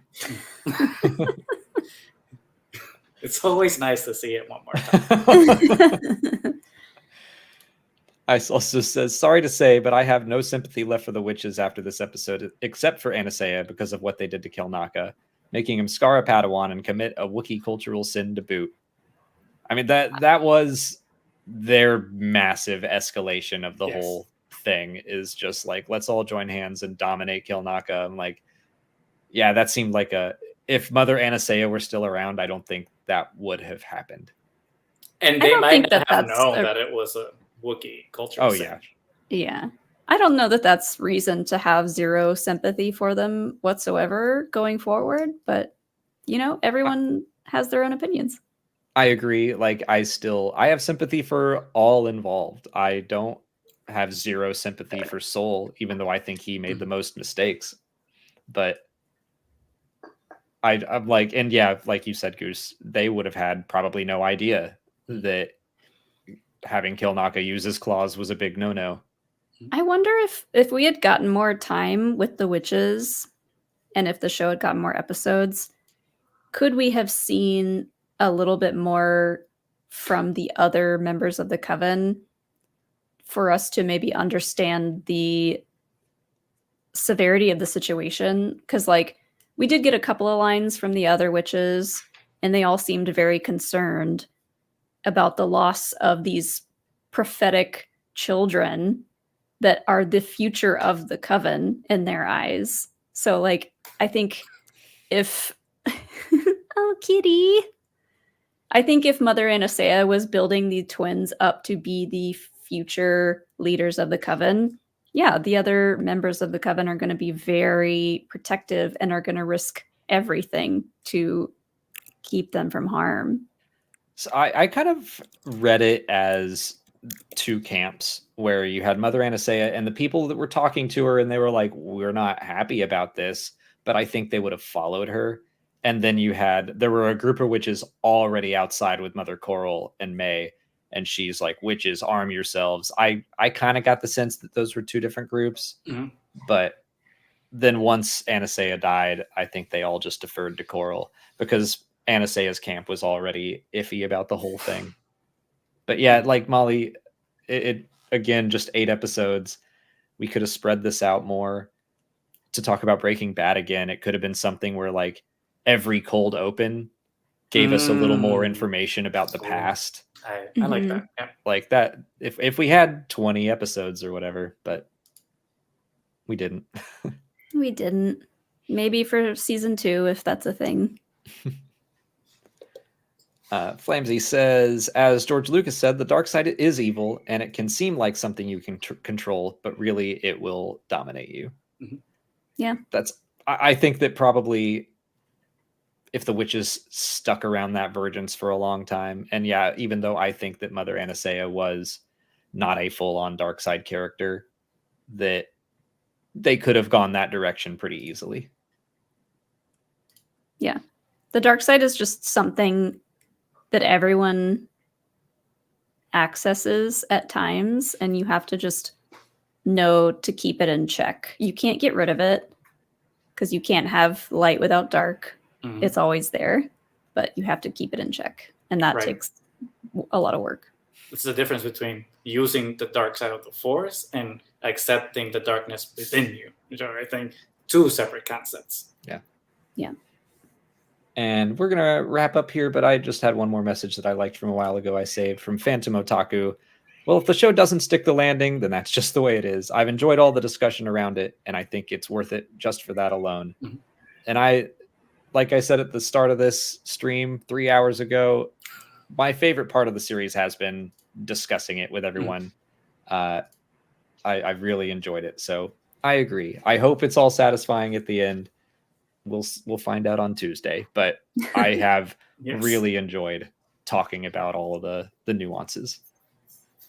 Yeah, I mean, like I said, this show could, I mean, some people think this, but this show could suck, and I would still be watching it because I'd rather live in a world where we have lots of Star Wars like we do right now to be able to enjoy and discuss it in a way that we didn't 25 years ago. And I think we're extremely lucky to just be able to be, saying, oh, I don't like this Star Wars, and then watch the next Star Wars in a couple of months. So like, I'm very happy that we have like all this space to be able to discuss it and come together and just enjoy what we're enjoying. And I think right now, I have things about the Acolyte that it's not doing it for me, but on the whole, right? I think the show has been extremely enjoyable, and I'm loving the discussions and seeing everyone's passion for it, and seeing the Jord Horde and the Jackie Jam and the Soul Patrol and everyone kind of and the Chimere Thirst. So I've really enjoyed seeing the fandom embrace it and be